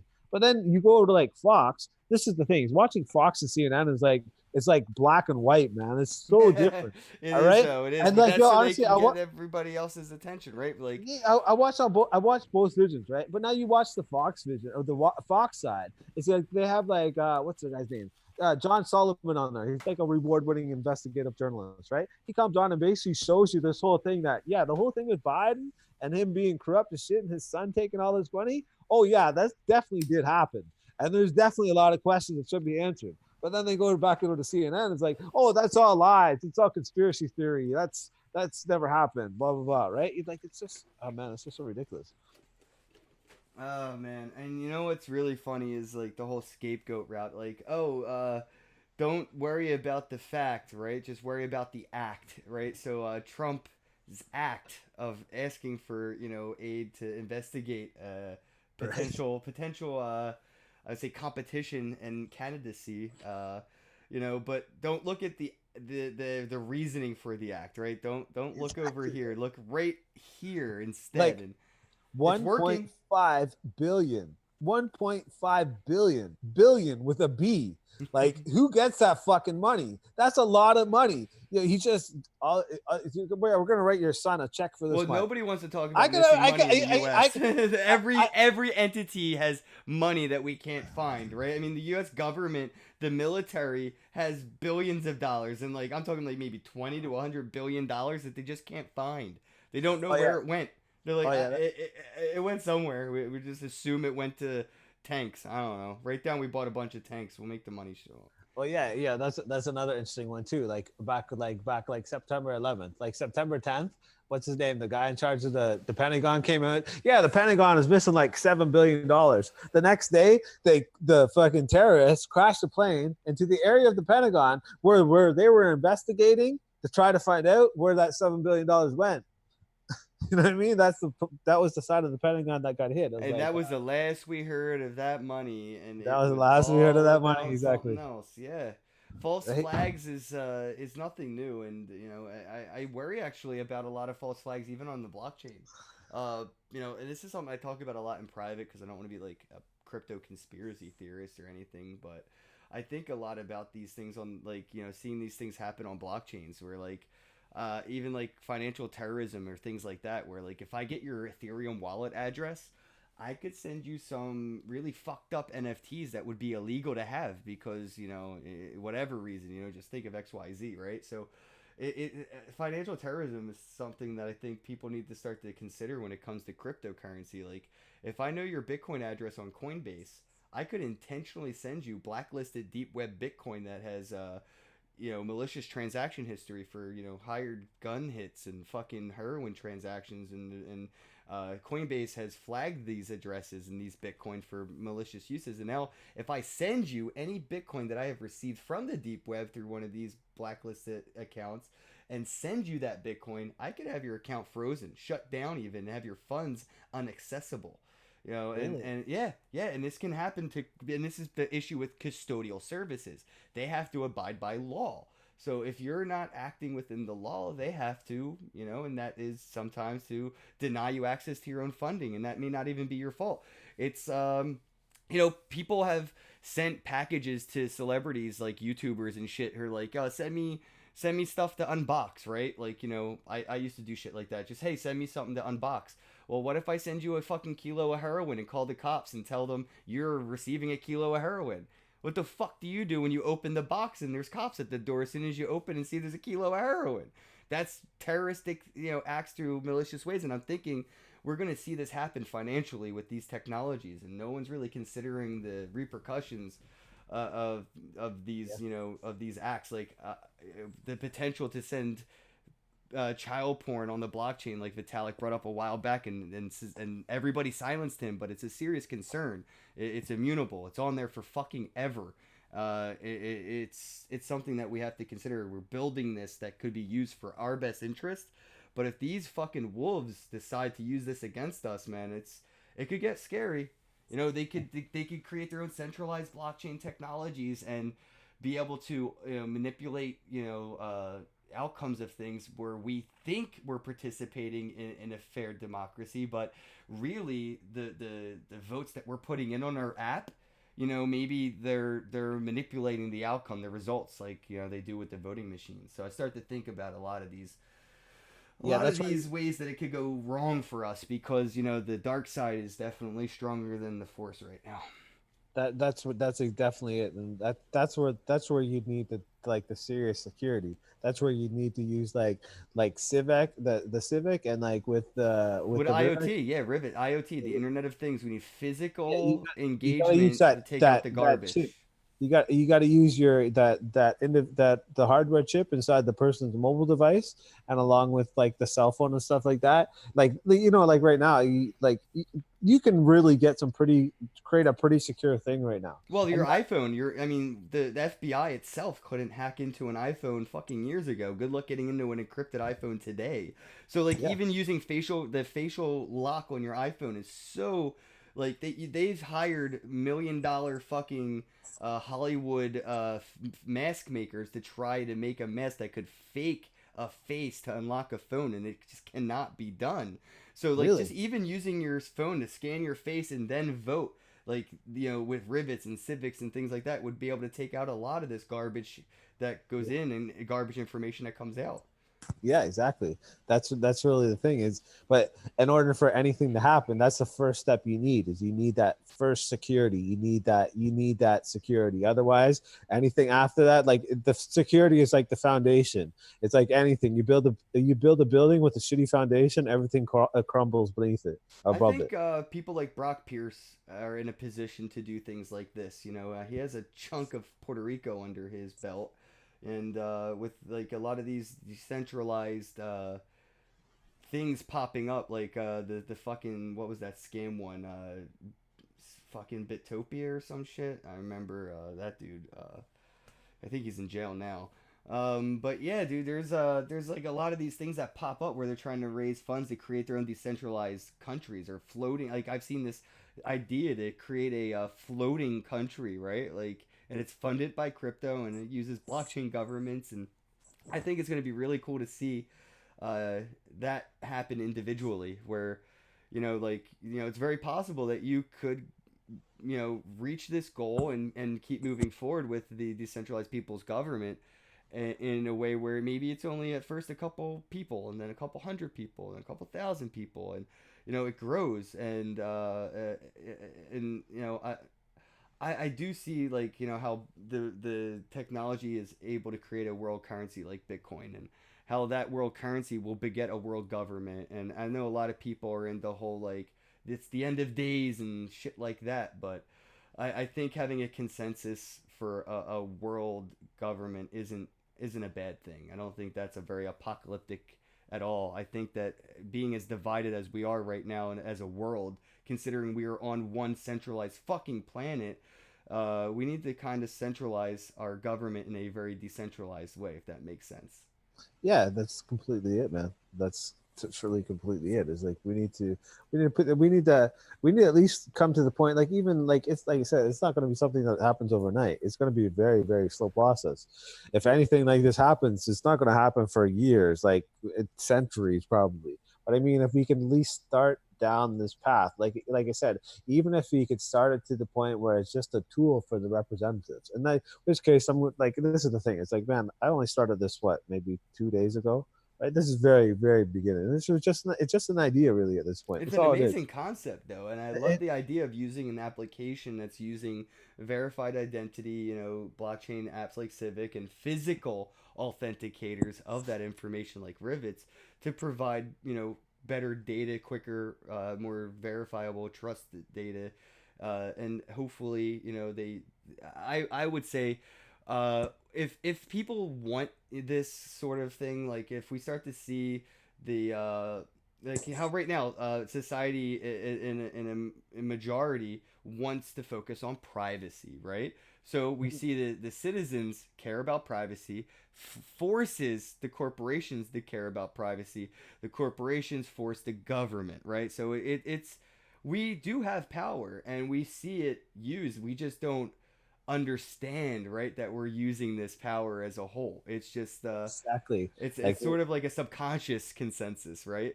well, really, there's a quote by I think it's Alice Walker. She says the greatest way people give up their power is by thinking they don't have any, and that's a lot of the thing. Like for instance, like when I started doing the mail thing, it's hilarious. Like moms, like parents and stuff, right?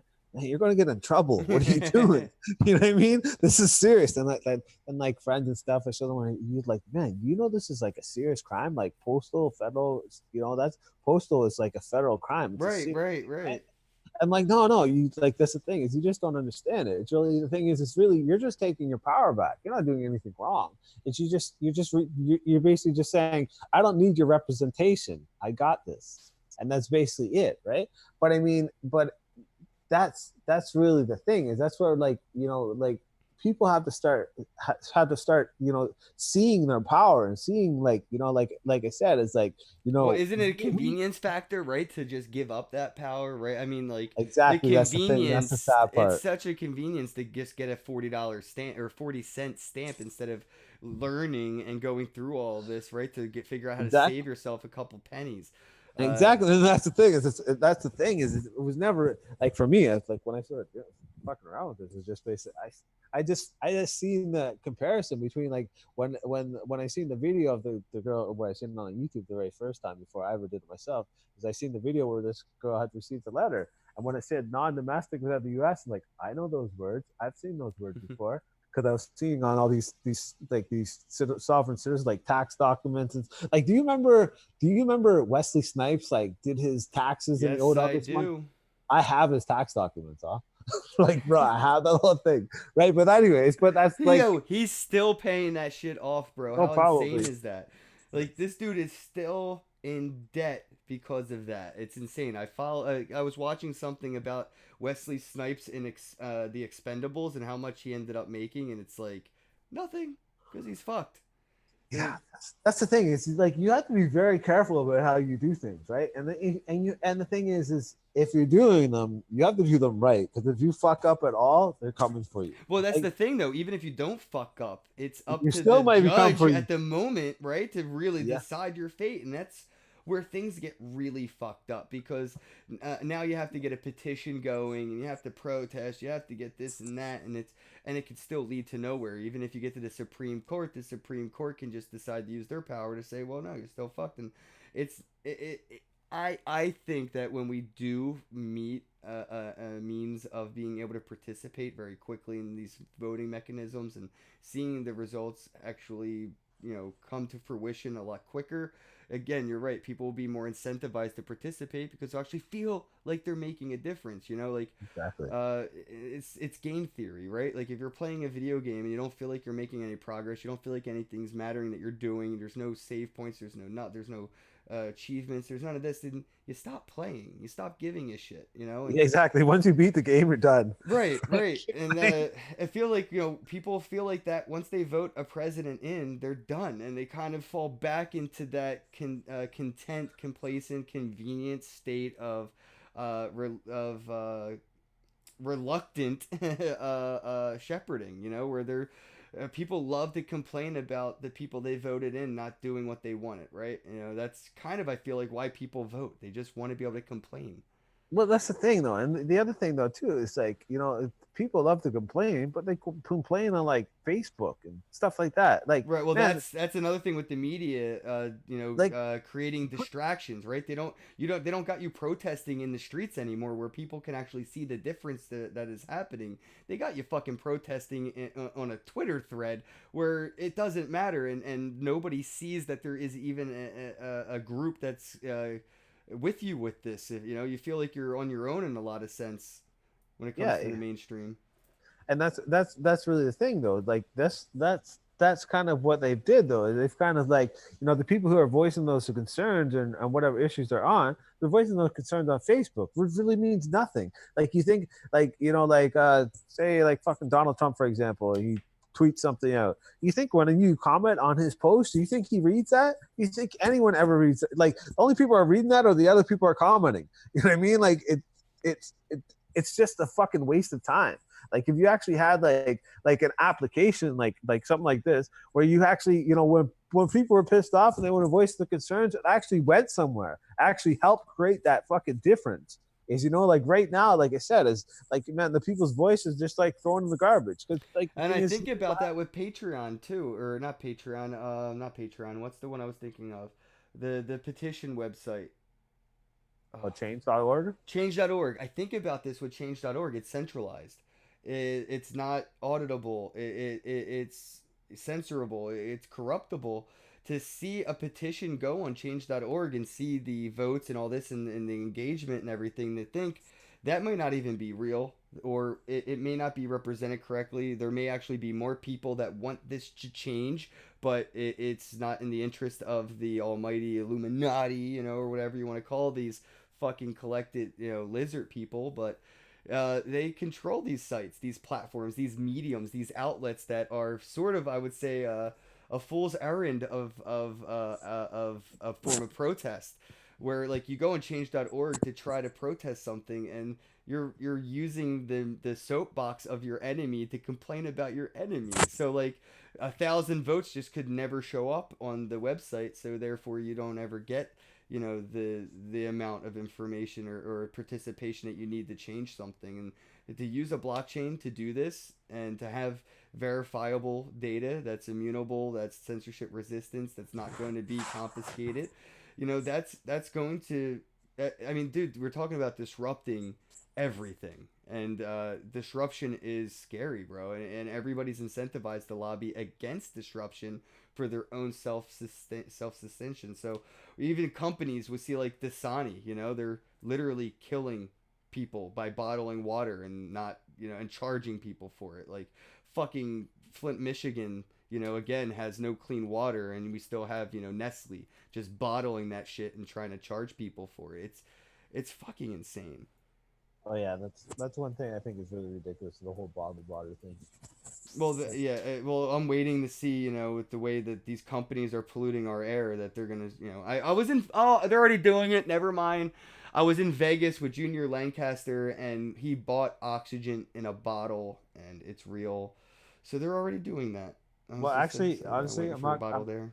I'm not gonna lie. I was actually thinking about doing that myself. It's amazing. I ain't gonna fucking lie, guys. I would never buy it myself. Junior bought me one for my birthday.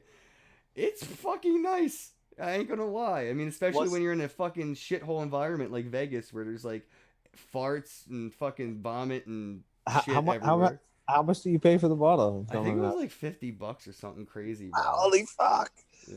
Holy fuck! I gotta get into this. So yeah, actually, so me and my cousin were actually talking about this. Actually, it's like I said, I'm from Newfoundland, right? So I was thinking about creating like one kind of down there, just like a because the thing is down like man, you've never had any air, it's like you've never seen the world like you have down there, right? Because it's like man, I can take you up on the mountains and stuff, and you can look around in every direction and not see a house. You know what I Ooh. mean? Yeah, no, I haven't been in any of those situations. Right? Like I could take you Maybe like on a cruise ship. Maybe on a cruise ship, I've been able to look around and not see a house. but man, like the air is just so refreshing and so clean in there, especially like if you're right on the ocean, man. Because that's the thing is Hey, dude, look, I'm there born right on the you ocean. can do anything, dude. I mean, I've seen these fucking Twitch streamers sell a bathwater and make $1 million. So you can definitely put some air in a can and make some money, bro. I mean, have you ever seen Arrested Development?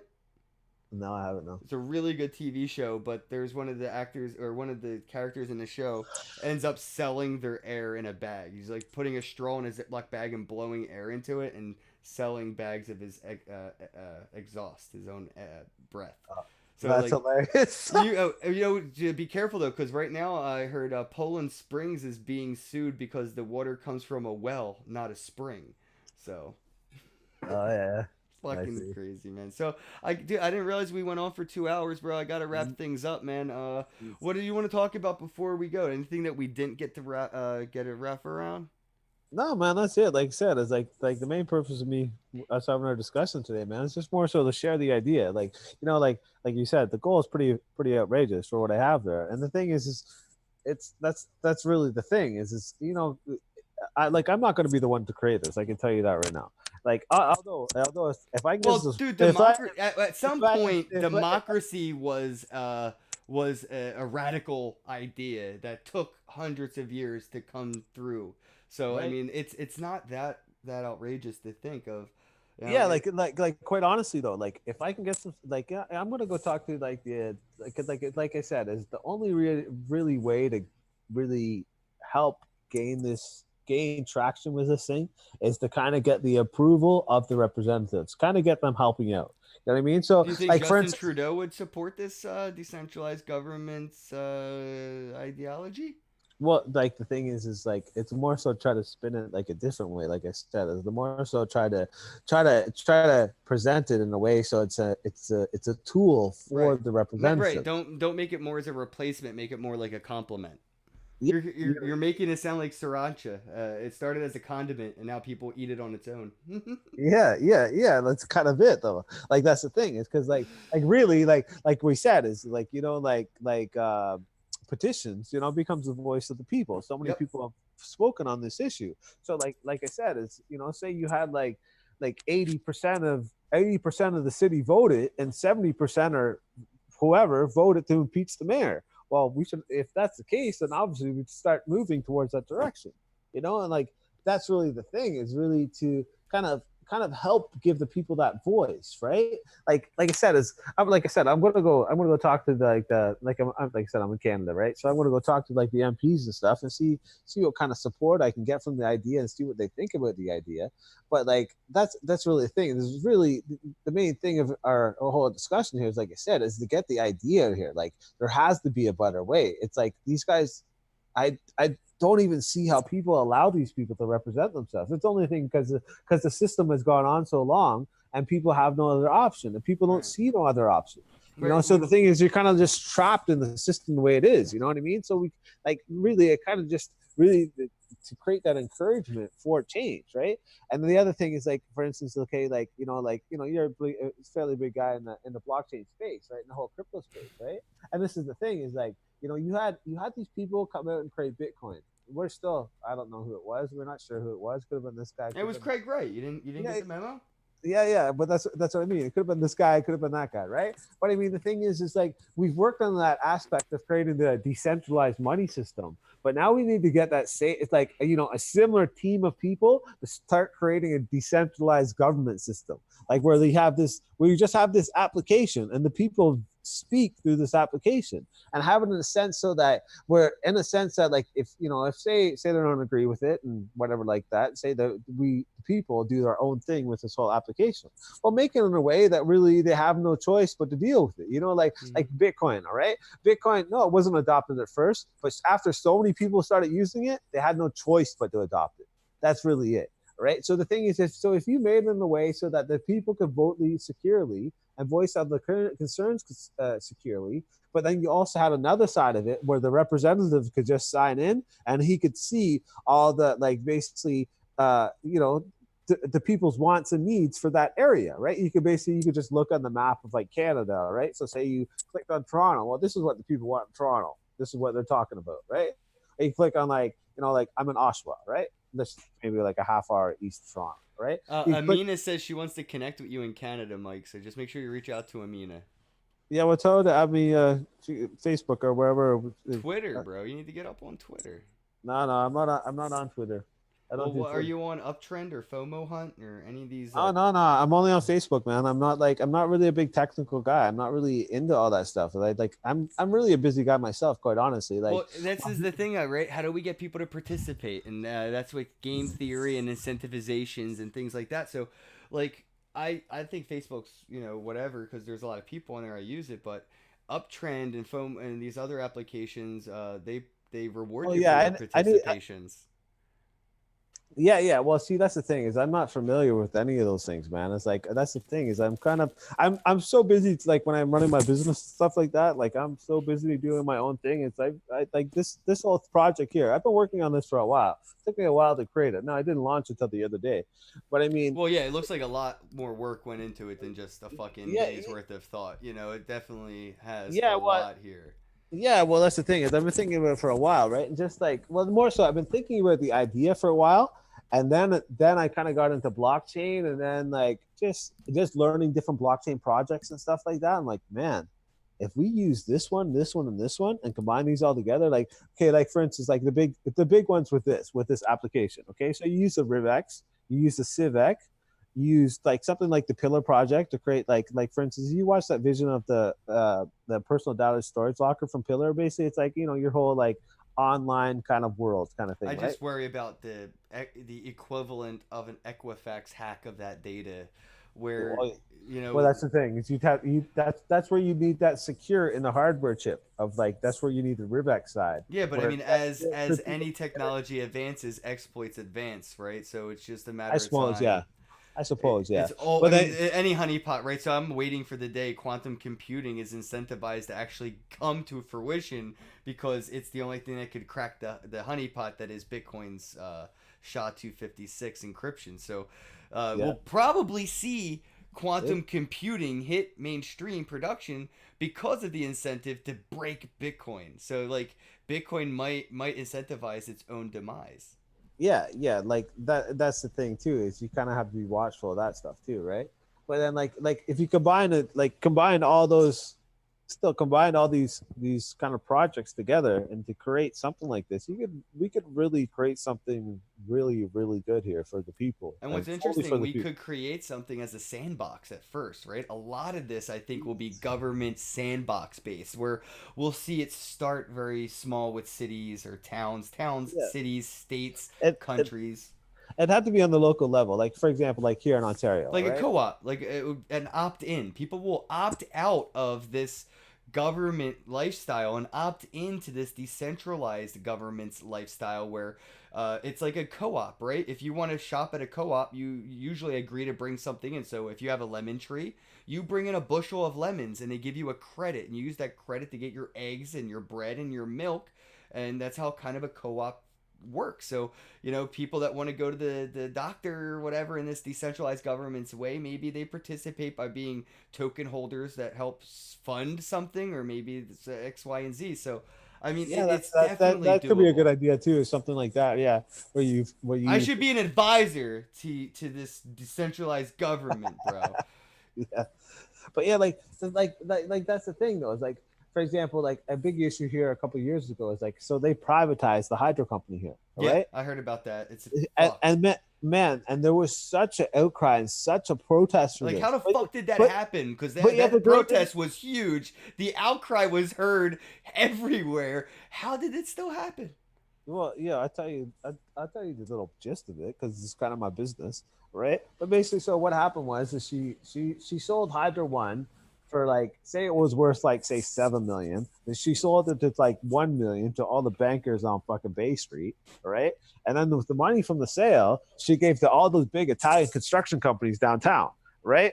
And then basically then the person she now put in charge of the Hydro One, instead of making a $1 million salary, now he makes like a $5 million salary, right? And so like the real question is like, who gets the other 4 million out of that CEO?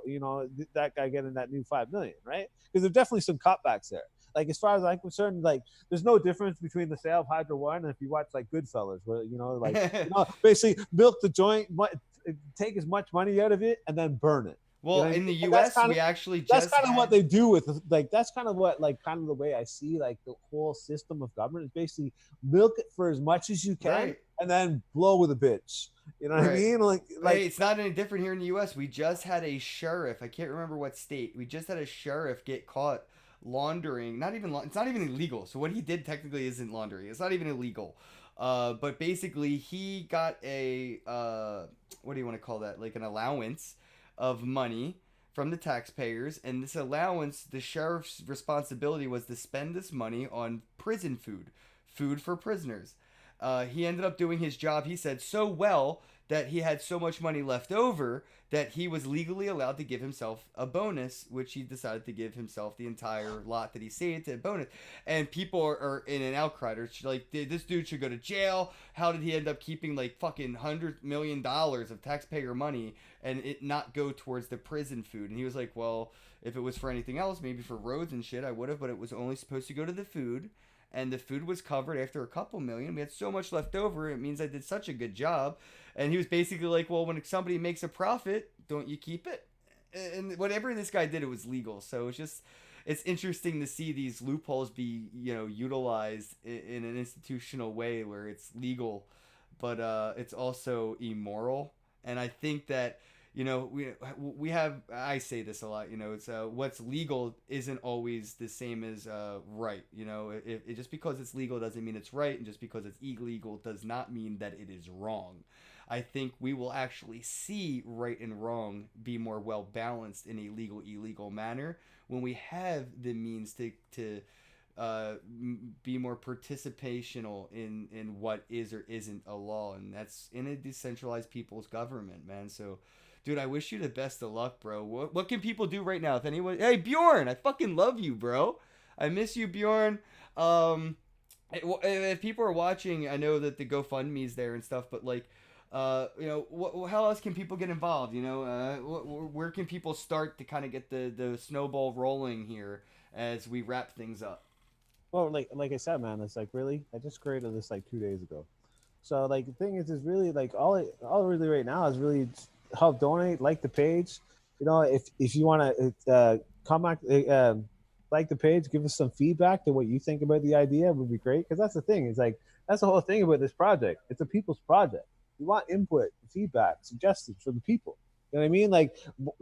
If you've listened to our whole discussion today, like what do you think of it? Like, how do you think it could work? What do you think? How do you think it could work? Like, read the story on the GoFundMe, or like, for instance, it's the same story. Like, if you go to the Facebook page, the Decentralized People's Government, you go into the story in there, the about me or whatever, or the about the project. It's pretty much the same thing. What it says on GoFundMe. Like, the thing is like, I just want the people's feedback, and I want kind of people to share the idea. Like I said, is we gotta change the current current system that we're in right now. It's just like we're kind of being led like sheep towards the slaughterhouse. If you Yep. get what I mean, you know what I mean? Like something's got to change. Something's got to give. We gotta be like the fish in Finding Nemo, and we have to swim down. Swim down. Swim down. I don't know if you get the reference. No, I'm not familiar with it. Oh, dude, just Google Nemo swim down. You'll get it after that. I'm sure the viewers get it. I mean, it's whatever, guys. All right, Mike, I gotta wrap things up, bro. Yeah, man. It's been a fucking amazing convo, bro. Like two Yeah, hours. For man. this. Thanks for having me, bro. Thanks for allowing me to. Bjorn, thanks for the $5 super chat, man. I appreciate the love. I just got $5. I'm gonna use that money for drugs. I mean, for the record, I'm gonna buy a nickel bag of marijuana and I'm gonna smoke it. So, Who's that you? Who's that you have on the call there, Brand? That the guy from the creator of Ethereum? No, Bjorn. He's a buddy of mine. Works with a news outlet. I don't want to dox it too much, but Hold on. he comes to my meetup in Philly a lot, and I fucking love this guy. Thanks for the $5, bro. I'm gonna go burn one in honor of Bjorn. And yeah, guys, if you're listening to this, I mean it. I mean, dude, you know Bitcoin Ben. I feel like Bitcoin Ben should do an interview with Mike. I think that it would be an amazing podcast. So, I mean, if you could put that together, I would love to hear that go down because it's just, this has been the most interesting conversation in a while. Yeah, actually, I'd like to do that as well. Yeah, like I actually I've messaged him a little bit. Like I know I'm on his page and stuff like that. But like I said, it's kind of took a while to kind of get this whole thing together, right? But yeah, anyone like definitely shout out to me. Well, If if you guys anybody's want to on the chat. level that will do justice, I mean, I feel like I didn't do much justice to this intellectually inclined because I don't know as much government or politically as Ben. So, like, I feel like you guys could go so deep down, like, this informational rabbit hole, bro. That's just like, wow, I'm already excited for it. Amina just said she's going to connect with you and him on Facebook. Amazing. I love you, Amina. I'll see you in Vegas.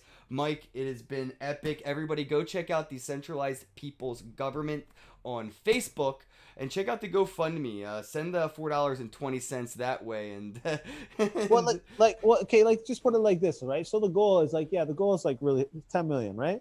But okay, say you had every person, not even in the world, say you had every person in Canada donate $1, or just any person who sees. Here's the thing: donate $1. Like if you got like really got the people of the world on this fucking project, because this is going to create a better world for everyone. You know what I mean? Like if we can just like the thing is, if you can just kind of launch the app and then kind of just let the app go the same as what they did with Bitcoin, just let it run wild.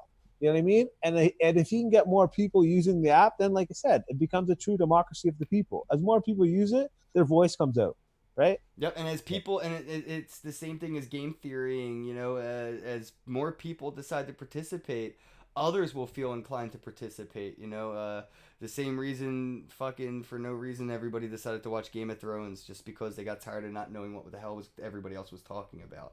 You know, people will decide to opt Yeah, into that's this true. decentralized government because they're going to get sort of like peer pressured into it, right? By inclined intellectuals that are pursuing this different direction of government. And I think that happens with mainstream media's perpetuation of their direction and celebrities and entertainers doing it to keep the agenda rolling as it is. But I think as we're seeing individual celebrityism take place, it's a lot harder for the powers that be to control the direction that the narrative's going. I mean, you know, you don't watch CNBC to see if there's bombs dropping in fucking Iran. You tune them right into fucking Twitter Periscope Live, and you're watching somebody live stream from their bedroom window bombs landing in their neighborhood, and the U.S. telling you that they didn't do it, even though they have a big old red, white, and blue flag on the fucking shell. So. It's a different way people are going to get their information, and to see this, Yeah, you that's know, it. from individualized celebritism taking over their own ways. It's I think the sheeple aren't just waking up. It's just that they're now becoming the shepherds, and you know, I think we're gonna see more shepherds than sheep soon. So thanks everybody for tuning in, and like Mike said, just let us know your thoughts. Keep the conversation going in the chat and the comments below. Let me know what you think of the pros and cons of a decentralized government. Where do you see it going? How do you see us getting there? What tools do you think are that exist that we could utilize today? Like we were talking about Civic and Rivets and Pillar. I mean, a lot of these tools that we need to build this one tool exist. You know, it took a lot for the hammer that we see today when you go to the hardware store to exist, right? There's 100 different inventions that are used to make one hammer, right? So we're gonna have 100 of these different protocols and applications and projects come together to build this one tool. So I want to see what you guys think in the comments. Again, Amina, much love. Bjorn, thanks again for the $5, and Mike, much appreciated, man. Let's do this again. You got the link to the calendar. Book it anytime, bro. I'd love to get you back on. All right, man. Thanks a lot for having me. All right, everybody, have a day. We out.